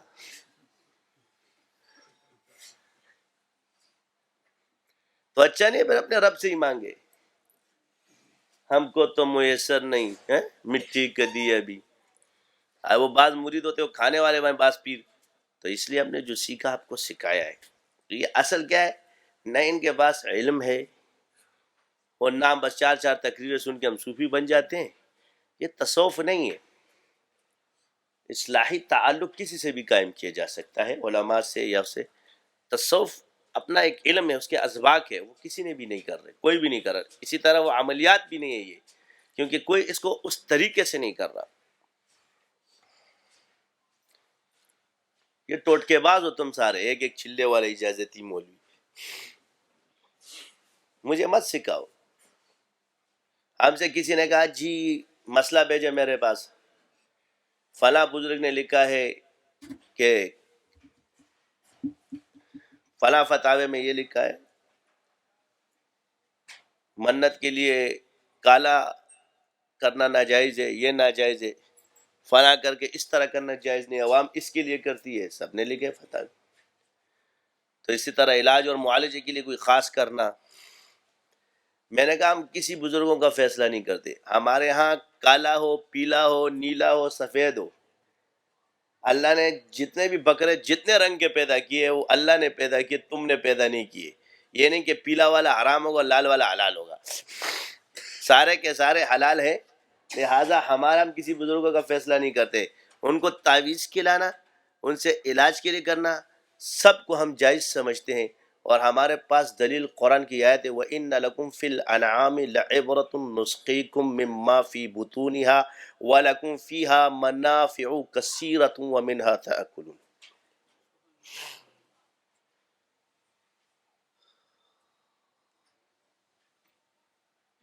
سمجھ آ گئی؟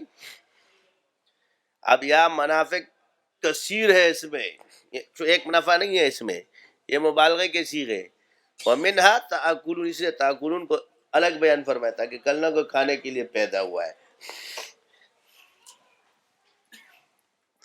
بس باقیوں کے فیصلے ہم نہیں کرتے، اور ہم صرف یہی سمجھتے ہیں کہ جو بزرگ اس میں باتیں کرے گا. اب رہا یہ کہ جی یہ اس کی اصل موجود نہیں، تو ہمارے پاس تو اصل قرآن اور حدیث ہے. اور کیا اصل ہوتی ہے؟ کون سی اصل چاہیے؟ نص سے جب ایک چیز ثابت ہو تو پھر نص کے 4 اصول آ جاتے ہیں. وہ عبارت النص، دلالت النص، اقتضاء النص اور اشارت النص.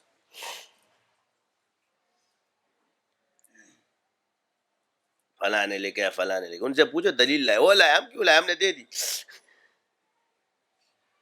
اب رہا یہ کہ جی رنگ، تو سورہ بقرہ کے اندر اللہ تعالیٰ نے وہ رنگ کی قید لگائی تھی کہ نہیں لگائی تھی؟ کون سی وہ آیت؟ صفراء فاقن لونها تسر الناظرین. کتنی ہے؟ اب کتنی قیودات ہے. اگر اللہ کو رنگ پسند نہیں تھا تو ایسے ہی بول دیا، ایسے ہی فرما دیا. تو رنگ پسند ہے تو فرمایا نا. اور آگے نہ وہ جوتی گئی ہو، حل نہ چلائے گی اس پہ، لاڈلی ہوتی ہے نا جیسے گڑے پشان دی ساتھی دی، جس کو حل میں نہ جوتی. کہ تیسری کیا چیز ہے؟ تسر الناظرین، کہ لوگوں کو بھی بھلی لگے. یہ کوئی عبادت کے لیے نہیں کٹ رہی تھی، اچھا یہ ایک عمل کے لیے کٹ رہی تھی. تو یہ اصل ہے. اور جب قرآن سے ایک چیز ثابت ہو، اس کے بعد اس کے سارے تجربات چاہیے. خواہ مخواہ کی قیدیں مت لگاؤ، یہ خواہ مخواہ کی قیودات ہے. اس لیے کہ یہ کام مت کو کہ صرف صوفیاء سے کمزوری ہوئی ہے. سب نے اتنی کمزوریاں دکھائی، اگر اس کو کتابوں کو پڑھنے تو پھر بچنا مشکل ہو جاتی ہے. اس لیے آپ علیہ السلام نے فرمایا اپنے بڑوں کے بارے میں کچھ نہ کہو بس. اس لیے احترام کا صیغہ یہ کہ ہم ان کے بارے میں کچھ نہیں کہتے، مگر یہ ہمارا فتح ہے، یہ جائز ہے. لہٰذا ہمیں یہ لکھ کے نہ دو، کیونکہ ہمارے جواب پھر قرآن سے آئیں گے، حدیث سے آئیں گے، تمہارے پاس پھر کچھ نہیں ہوگا. تمہارے پاس یا تم ماننے کے اور انکار کے علاوہ دوسرا راستہ نہیں ہوگا. میں نے جواب دے دیا ہے اور اس کا جواب لے اور مان جاؤں گا. اسی طرح ایک بزرگ ہے، بابا جی ہمارے، اللہ ان کو ان کی عمر لمبی کرے، بزرگ حضرت ہے. ان سے کسی نے سوال کیا کہ جی بس وہ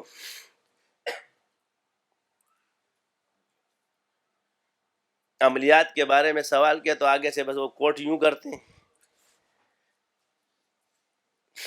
مشہور ہو گئے. فرماتے ہیں کہ جی نہ میں جانتا ہوں اور نہ مانتا ہوں عملیات کو. کیا فرمایا؟ نہ میں جانتا ہوں اور نہ مانتا ہوں. یہ نہیں کہا کہ میں عامل کو نہیں مانتا، کہا میں عملیات کو نہیں مانتا.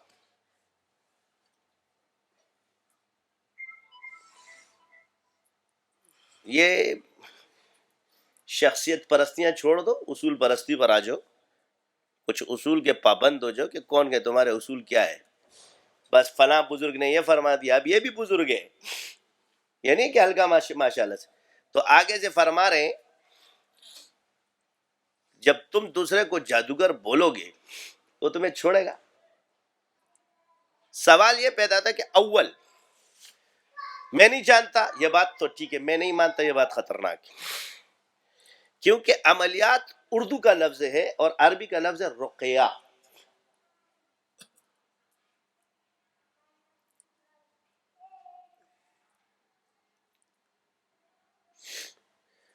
پھر ہمارے ہاں جائز ہے دیوبندیوں کے یہاں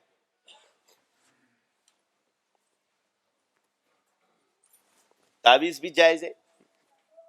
دیوبند تعویذ کو مانتا ہے، چاہے عدد کے ساتھ لکھو، ملفوظ کے ساتھ لکھو. حناف جو ہے نا ذکر اذکار کو مانتے، مگر پتہ بھی ہو کہ وہ ذکر اذکار بہتر ہے کہ وہ ذکر و اذکار کے ذریعے.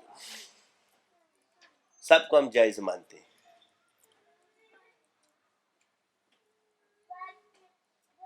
تم کون ہو؟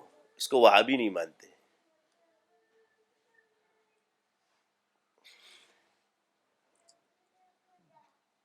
مسلک ہے ان کا، یہ نہیں، ہمارا نہیں ہے. دوسری بات تو خطرناک بات ہو جاتی ہے کہ قرآن کو دوا بھی کہا گیا ہے.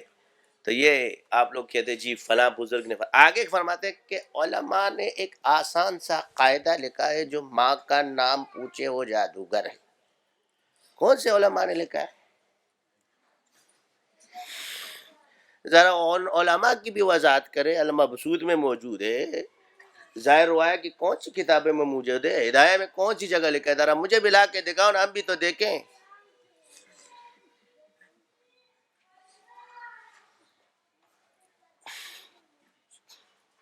غیر مقلد بھی وہاں بیٹھ کے باتیں کر رہے ہوتے ہیں.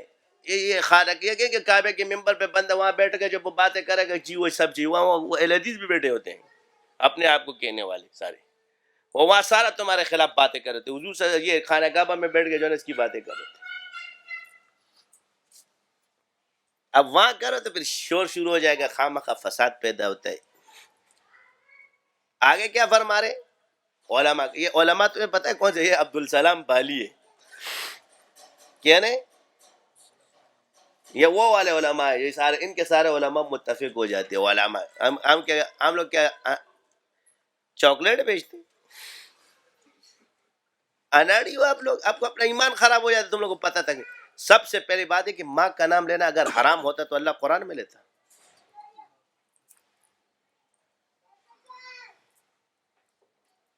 پہلے تو یہ ثابت کراؤ نا کہ یہ بالکل ضروری نہیں ہے. آپ علیہ السلام کی جتنی اصحاب ازواج صحابہ کی بیویوں کے نام تاریخ میں پڑھیں،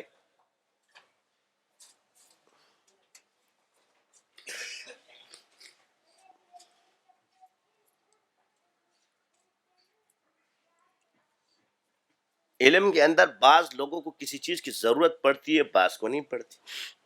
اب ہر کسی کا علم اور فراست اس کی جدا جدا ہے، مگر یہ طریقہ ناجائز نہیں ہے. ابتداً اس کو کہنا علاج کے لیے، اس یہ تجربہ ہے بزرگوں کا. اور اس کو حرام کس دلیل سے کہا گیا؟ اس پر کسی کے ایمان کا فیصلہ کس دلیل سے کیا گیا؟ اس کا مطلب ہے کہ پھر جہاں بھی لوگ ماں کا نام لیں گے وہ سب جادوگر ہیں.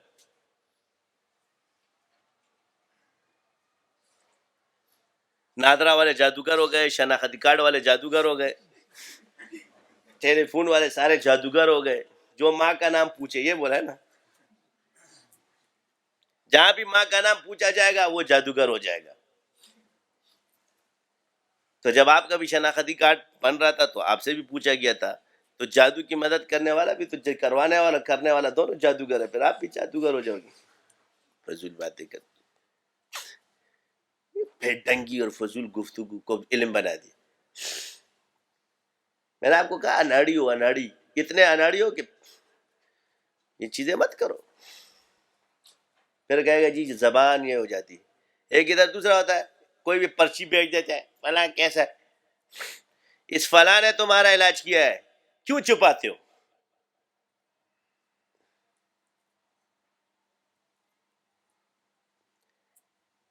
پہلے جن کنٹرول نہیں ہوتے، جب ہم کنٹرول کے دے دیتے پھر یہ کہتے کہ ہم نے حرز ابو دجانہ بھیجا تھا. خدا تو گورا بڑا جھوٹ بولتے ہوئے شرم بھی نہیں آتی تم لوگ.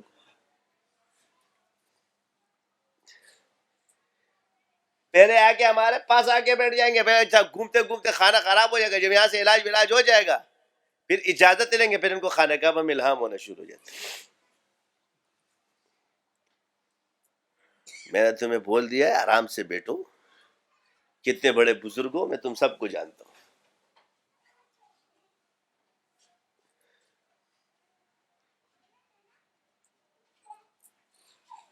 ہم وہ بزرگ ہیں کہ جن کا جھوٹ سے تقوی نہیں ٹوٹتا.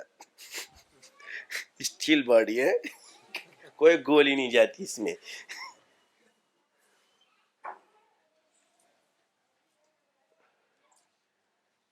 بیان کر لو آپ جی، تعویذات ہے، گنجائش ہے.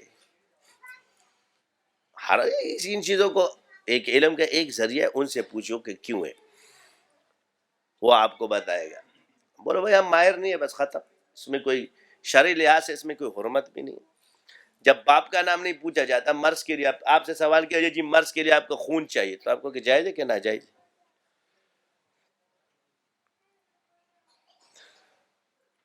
تو دے دو گے۔ نام خون دینا جائز ہے مگر نام دینا ناجائز ہے۔ اماں پردے میں رہی گی ہیں۔ تو جواب سوال یہ کہ جب کسی پہ اس کا جادو ہی اس کی ماں کے نام سے ہوا ہے تو اس کو بغیر ماں کے نام سے تشخیص کیسے کرے گا؟ اس کا علاج کیسے کرے گا؟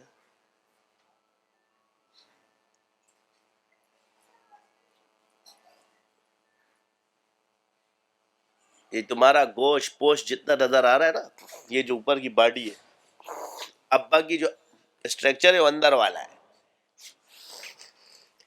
کیا والا ہے؟ ابا سے بنتی ہے تمہاری ہڈیاں، اور اما کے سے بنتی ہے تمہارے یہ گوشت پوش سارے۔ تو سارا نظر آ رہا ہے، ساری کائنات ہی جو ہے نا وہ ایک نے لکھ لیا۔ اور یہ کچومر کا میں 100 دفعہ جواب بھی دے چکا ہوں، ہر چیز ہو جی گھما دے۔ بسم اللہ کا قائم مقام نہیں ہوتا 786، یہ قائم مقام نہیں ہے، یہ عدد ہے اس کے۔ آیت کا قائم مقام تو ترجمہ نہیں ہے، تفسیر نہیں ہے، تم اعداد لے آئے۔ شکل دیکھو، بات کرنے کے الفاظ دیکھو۔ کوئی قرآن کی آیت کے قائم مقام کسی چیز کو سمجھے گا تو کافر ہو جائے گا۔ اس لیے خطوط کے اندر 786 بسم اللہ کا قائم مقام نہیں ہو سکتا، اس کو بسم اللہ ہی آپ لکھو گے۔ یہ علاج اور معالجے کے لیے عادات کو نکالا گیا، یہ اس کا طریقہ ہے، یہ اور کسی چیز کے لیے ضرورت نہیں پڑتی۔ خطوط میں جو سنت ہے وہ سنت ہے، باقی علاج اور معالجے کے لیے عادت کی تخریج کی جاتی ہے، اس لیے اس کو 786 لکھا جاتا ہے۔ تو عادت میں مؤثر ہے، کیوں؟ تعویذات کے لیے مؤثر ہے کیونکہ والشفع والوتر، قسم میں جفت اور تاک۔ وَلِتَعْلَمُوا عَدَدَ السِّنِينَ وَالْحِسَابَ، تو حرف سے جو ہے وہ نکلتے ہیں اعداد۔ ان چیزوں کا قائم مقام مت سمجھے سے بندہ کافر، لیکن یہ عدد ہے، یہ 786 جو ہے نا وہ بسم اللہ کے بھی عدد ہے اور چیز کے بھی، کسی اور کے بھی 786 کے عدد ہو سکتے ہیں، لیکن ضروری نہیں کہ یہ بسم اللہ کے ہو، مگر جس نے جس چیز کی تخریج کی ہے بسم اللہ کی تو اس کو بسم اللہ کا عدد کہے گا۔ 786 خاص صرف بسم اللہ کا عدد نہیں ہے، اور جگہ بھی بہت سے نام ایسے جس کے مجموعے سے، بسم اللہ بھی اللہ کے ناموں کے مجموعہ ہے، اس طرح کئی نام کا اگر مجموعہ بن جائے گا تو اس سے اس کے عدد نکل سکتے، لیکن بسم اللہ قائم مقام 786 بسم اللہ کا قائم مقام نہیں ہے، کسی بھی آیت کا قائم مقام اس کا ترجمہ بھی نہیں ہے، نہ تفسیر ہے، بلکہ صرف اس طرح لکھنا بغیر آیات کے، اس میں بھی پہلے بہت کلام تھا، اس کو بھی فتاوی میں جائز نہیں لکھا گیا ہے۔ قرآن کی پہلے آیت لکھو گے پھر نیچے ترجمہ لکھو، خالص ترجمہ بھی نہیں۔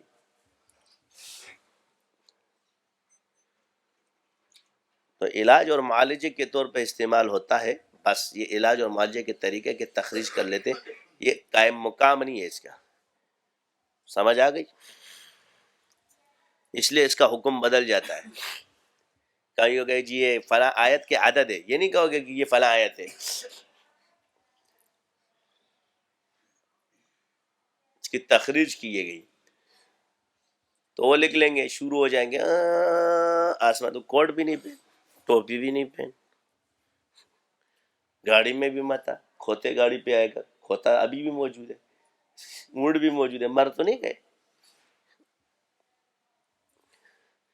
ہر چیز تمہیں جب وہ چاہیے تو بعض چیزوں کی شریعت نے اجازت دی ہے، سو یہ اجازت ہے، حضور کے دور میں نہیں تھی، اکثر ایسی چیزیں جو زمانے کے ساتھ ہوتی ہے وہ ضرورت زمانہ ہے، سو یہ زمانے کی ضرورت میں ہے، اس وقت نہیں تھی، اب ہے۔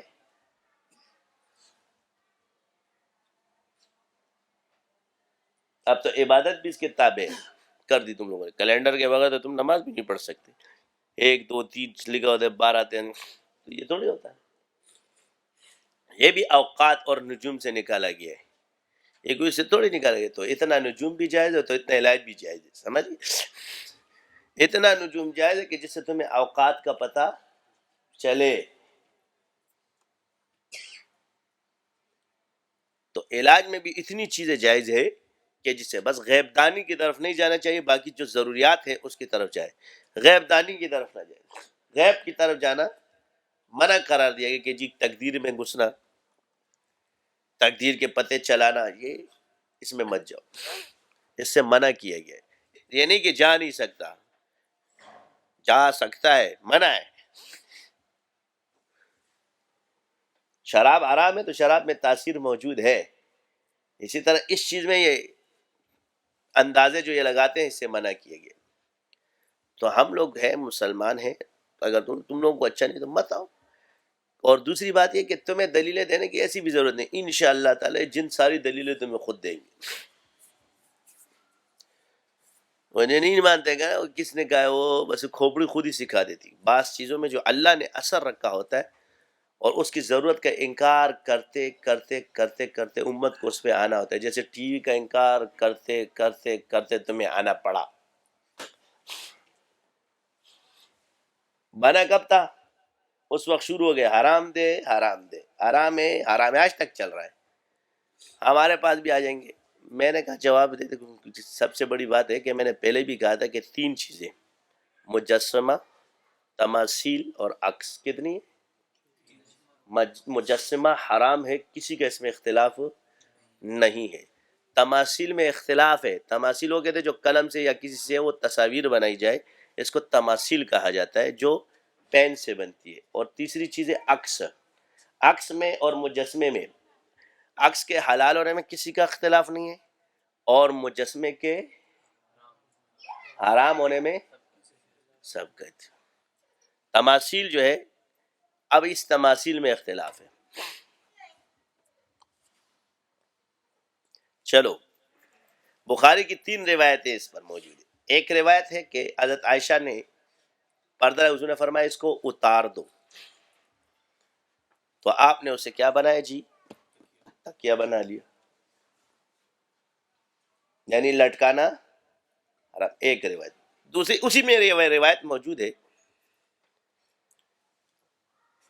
کہ آپ نے کہا کہ پردوں پر بھی جائز نہیں ہے. اور تیسری روایت یہ ہے کہ پردوں پر بھی موجود ہے. یہ ایک ہی باب میں 3 روایتیں موجود ہیں. تو یہ ایک بخاری کی حدیث ہے، یہ 2 نہیں ہیں.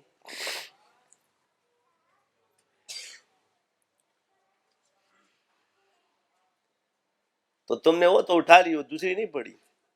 پھر معطا امام محمد میں پورا اس کو لکھا ہے. پہلی روایت ہے، پھر آپ نے فرمایا کہ تکیے پر اور بچھونے پر اگر ہمارے ہاں تو اس میں حرج نہیں ہے.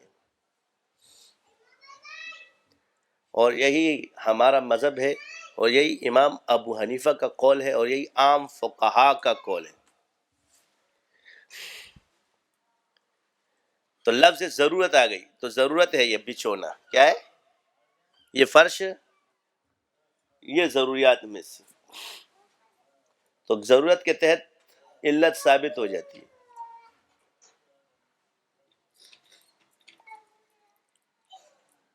تو سادہ بھی تو رکھ سکتے. تو کھیلنے کودنے کی چیزوں پہ تم لوگوں نے آسمان کھڑا کیا ہوتا ہے. پہلے اپنا مذہب تو پڑھو. مودودی کا مذہب اٹھا کر کے جو ہے نا تم لوگوں نے وہ جھاڑے ہیں. یہ تو تماثیل میں اختلاف ہے. اب رہا عکس.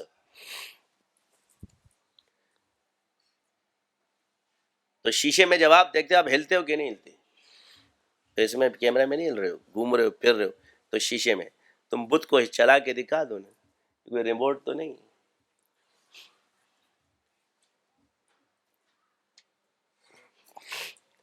اب مجسمہ بھی مٹی سے بنتا ہے. ایسی چیز ہے جو مٹی سے، انسان بھی مٹی سے بنا ہوا ہے. یہ اس کا مشابہ ہوتا ہے. انسان کوئی قلم سے تو نہیں بنا.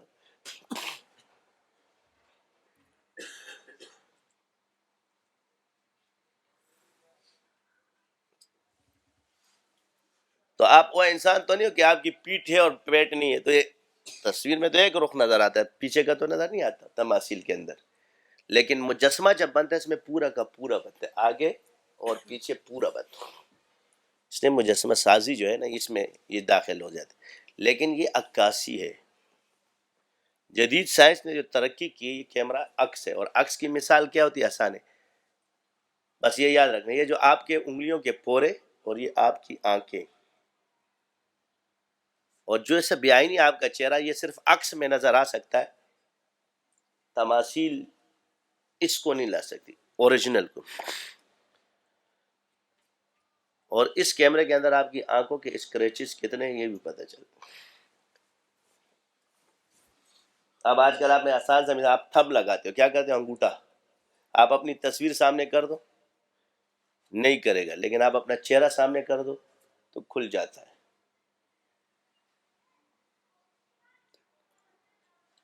نا؟ آج کل آپشنز آئے کہ نہیں ہے؟ چلو یہ اختلاف بھی ختم ہو گئے۔ تو ہمارے بزرگوں نے کبھی موبائل استعمال کیا نہیں ہے، خواہ مخواہ شروع ہو جاتے ہو تم لوگ۔ ایک تو تم لوگوں کو کچھ آتا نہیں، ہاتھ میں موبائل پکڑا دو تو تم لوگ اس کو چلانا بھی نہیں آتا کہ اس میں واٹس ایپ کیسے کھلتا ہے، اور باتیں اتنی اونچی اونچی کرنا شروع کر دیتے، پھر بندے کو بولتے ہو کہ کیا بات ہے۔ ایک سائنس کا الف با کا بھی پتہ نہیں ہوگا، پھر شروع ہو جائیں گے۔ ایک چیز میں جب ماہر نہیں ہے تو ہم کہیں کہ ہم نہیں ہیں، پہلے اس میں مہارت حاصل کرو، پھر لگا تو کہ ہاں یار اس میں مسئلہ موجود ہے۔ اب یہ کہ تماثیل کیوں ہے اس میں، اس لیے بھی گنجائش ہے کہ کس کا مذہب، تو پیچھے روایات یہ کہ تابوت سکینہ میں تماثیل انبیاء تھے، اور یہ صحیح روایات سے ثابت ہے، اور آپ علیہ السلام کی پہچان ان تماثیل سے کی تھی۔ کیوں؟ حضرت ابوبکر صدیق رضی اللہ، ایک صحابی رسول نے واقعہ بیان فرمایا کہ آپ گئے ایک پادری کے نے سب کی تماثیل لگائی ہوئی، کہاں سے آیا؟ عرب سے۔ تو پھر اس کو لے کر چلا گیا اندر، سب کی دکھائی، کیسے میں تمہارا کون سا ہے، کس کی شکل کے مثال؟ تو انہوں نے کہا ایک تماثیل ہے، کھڑے ہیں، اور اس کے پیروں میں ایک شخص بیٹھا ہوا ہے، اس کے پیر پکڑ کے۔ انہوں نے فرمایا کہ یہ ہے، کہا یہ تمہارا نبی ہے، اور یہ جو ہاتھ میں جو پیروں میں بیٹھا ہے یہ پہلا خلیفہ ہوگا۔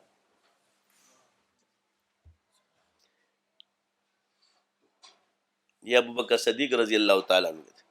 اسی طرح جب بیت المقدس فتح ہو رہا تھا تو خالد بن ولید رضی اللہ تعالیٰ عنہ کا وہ آتا تھا ان کا، اور ربی سر پہ کھڑا ہو کے کہتے تھے آرام سے بیٹھو، یہ فتح نہیں کر سکتے،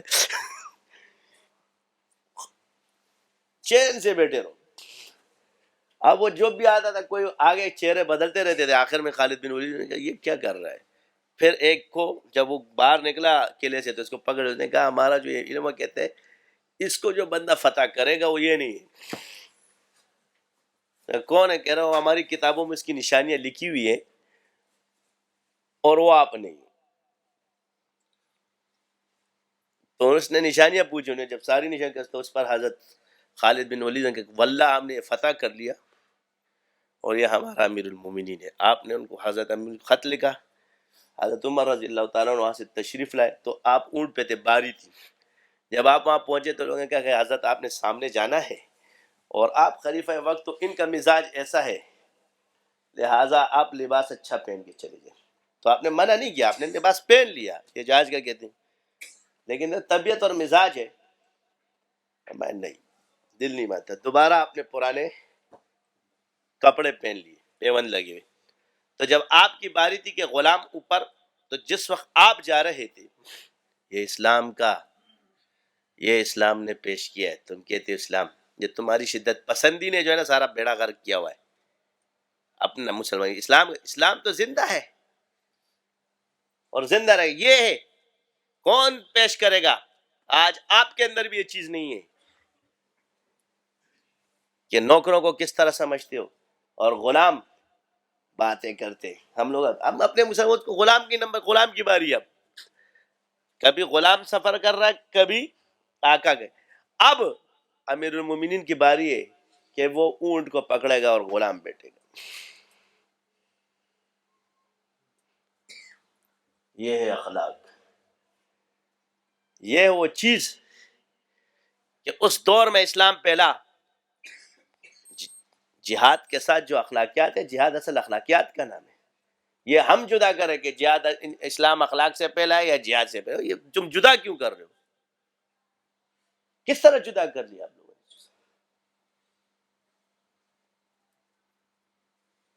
سارا دن اسی پہ لڑائیاں شروع ہوتی ہیں. اخلاقیات ہے یہ، وہ اخلاقیات. جب دیکھا یہودی نے دیکھ لیا، اوپر وہ آیا، یہودی نے اوپر سے دیکھا کہ ہاتھ میں کہہ رہا کھول دو بیت المقدس کے دروازے. یہ ہے اصل فاتح.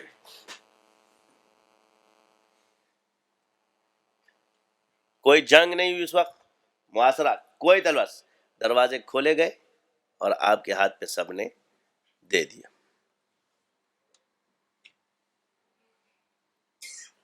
تو یہ مقدر جس کے ہاتھ سے تھا، اللہ نے لکھا تو ان کی کتابوں میں موجود تھا. تو یہ کیا تھی؟ وہ چیزیں ان کے پاس موجود تھی. اتنی ایتھینٹک باتیں بغیر اس کے نہیں ہوتی کہ اگر کسی نبی نے کوئی خبر دی ہوتی تو تبھی وہ اس کی. تو آج اگر ہوا ہے، اس وقت ان کے پاس وہ کتابیں موجود تھی، ان کو پتا تھا یہ نشانیاں اس میں موجود ہیں. تو اس میں اختلاف ہے. کیا ہے؟ یہ نہیں کہ تماثیل میں اختلاف، تماثیل میں اختلاف ہے. اختلاف اس چیز کو کہتے ہیں جس میں فروعی مسئلہ ہو جاتا ہے، ایک جائز سمجھتے ایک ناجائز.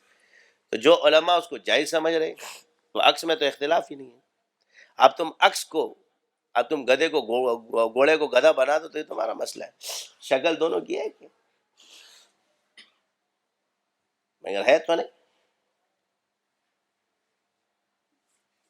تو اس لیے ان چیزوں سے کوئی فرق نہیں پڑتا. یہی وجہ اگر اس پہ پہلے سوچا جاتا تو آج کفار ہم پہ. تو اب یہ بھی خیر ہے کہ انہوں نے سارے پتے کھیل لیے. اب میڈیا کے پاس یا کفار کے پاس کوئی چارہ نہیں رہا. فحاشی تھی وہ انہوں نے پھیلا دی، گمراہی تھی وہ انہوں نے پھیلا دی. ان کے پاس جتنے بھی پتے تھے کیا ہو گئے؟ ختم ہو گئے. اب پتے کس کے پاس ہے؟ صرف علماء کے پاس. اب یہ سارا میدان ہمارے لیے خالی ہے، کیونکہ تشنگی جو دور ہوگی وہ علم سے ہوگی. اب یہ تمہارے لیے کھلا کھلا رہ گیا. پہلے حرام حرام کے لیے تھا، اب حلال حلال کے لیے رہ گیا. تو حرام کے جتنے کام تھے اب سب انہوں نے کر لیے. کھوتے انہوں نے نہیں چھوڑے، کچھ بھی نہیں چھوڑا، سب کچھ ختم کر دیا. اب ان کو کوئی چیز چاہیے اور وہ ہے قرب الہی. انسان کو چاہیے کہ صحیح راہ اس کو دکھائی جائے. تو نہ شدت پسند بنو گے اور نہ بالکل لبرل بنو گے، درمیانی راستے کو اختیار کرو کہ اپنے اخلاقیات سے لوگوں کو متاثر کرو. مثال کے طور پہ آسان سی، اب نماز کا بھی وقت ہونے والا ہے، میں آپ کو ایک مثال دیتا ہوں. ایک بندے سے آپ نے بہت دشمنی کی مگر وہ کمزور تھا. ایک وقت آیا اس کے پاس اتنی طاقت تھی کہ وہ تمہیں چیر سکتا تھا. اب اس نے کیا کہ آپ اس سے ملنے گئے تو اس نے آپ کو بٹھایا پیار سے، چائے پلائی، کیا کہ اور کیا حال ہے، خیر خیریت تھی. تو آپ بیچ میں کہتے یار میں نے آپ کے پاس چھوڑو یار یہ باتیں چھوڑو، اور سب آپ ٹھیک ہو یار، میں نے آپ کے چھوڑو رہے یار یہ باتیں، آپ ٹھیک ہو. اب مجھے بتاؤ اس پر کیا اثر پڑے گا؟ آپ پہ اثر کیا پڑے گا؟ اس کے اخلاقیات کا. آپ اس کے عاشق بن جاؤ گے یا مخالف بن جاؤ گے؟ جبکہ اس کی طاقت ہے. یہی وہ طاقت ہے جو صحابہ نے جب طاقت ہوئی تو آپ علیہ السلام نے اپنے سارے دشمنوں کو معاف کر دیا، جو ذات کہتے سب کو معاف کر دیا. تو یہ اخلاقیات صحابہ نے ہمیں سکھائے، یہ حضور نے سکھائے. تو اس کی وجہ سے اسلام تیزی کے ساتھ، یعنی طاقت کے ساتھ جو اخلاقیات ہیں یہ برقرار نہیں رکھ سکتے. آپ کی طاقت اور آپ کے بھائی کو کسی نے ہوگی اور آپ کو خبر نہ ہو تو اس کا کیا حال کرو گے؟ پوری قوم مار دیتے ہیں جیسے آج کل ہو رہا ہے، بدلے کے لیے سب کو تباہ کر دیتے ہیں. تو اسے اخلاقیات سے تم کیا کہ یہ اخلاقیات ہے. کافر تمہارے بھائی کو چیر دے، وہ کافر تھے، اور تمہارا قید میں آ جائے، اسلام تمہیں کہتے حسن سلوک کرو، تم کیا کرو گے؟ اگر تم بھی یہاں بدماشی شروع کے گئے، حسن سلوک بول گئے تو تم تو اسی طرح ہو گئے نا. ہو گئے تو مسلمان مگر بدعملی تو ہو گئی نا. اصل جو چیز ہے، ہم ہے تو مومن بنے بھی متقی، لیکن ہم نے بدعملی ہم سے ہوئی، اور وہ بدعملی کیا کہ ہم نے ان کے چیزوں کو اختیار کیا جس کی وجہ سے ہم نیچے آ گئے۔ علم کا یہی مزاج ہے کہ امن و امان کے ساتھ آپ نے احتجاج کیا، واپس آ گئے، لیکن وہ سو گئے، کوئی چیٹیاں نکالا، ٹھاٹو ٹھاٹو۔ بس یہی پڑھے لکھے میں اور صاحب نسبت میں فرق ہے۔ یہی لوگ جب ہمارے ساتھ آتے ہیں، یہی کالج کے پڑھے ہوئے، لیکن لڑکے جب اس میں گھسے تو انہوں نے بھی حرکتیں شروع کر دی، تو وہ داڑیاں رکھ لی، سب کچھ رکھ لیا، بدنام کون ہوا؟ مولوی ہوا۔ یہ اس کا اثر ہے۔ اب بتاؤ، ایک آدمی 50 سال کا ماحول لے کر آیا، اس کو تم نے ایک دن میں اپنے ماحول میں تو نہیں ڈال سکتے۔ تو یہ چیزیں ہوتی ہیں۔ اللہ تعالی ہم سب کو معاف فرمائے، ہمارے حال پر رحم فرمائے۔ 5 منٹ نماز کے لیے رہے۔ اللہم انی اسألک خیر ما سألک من، ونعوذ بک من شر ما استعاذ منه نبیک، انت المستعان وعلیک الولاء ولا حول ولا قوة، وصلی اللہ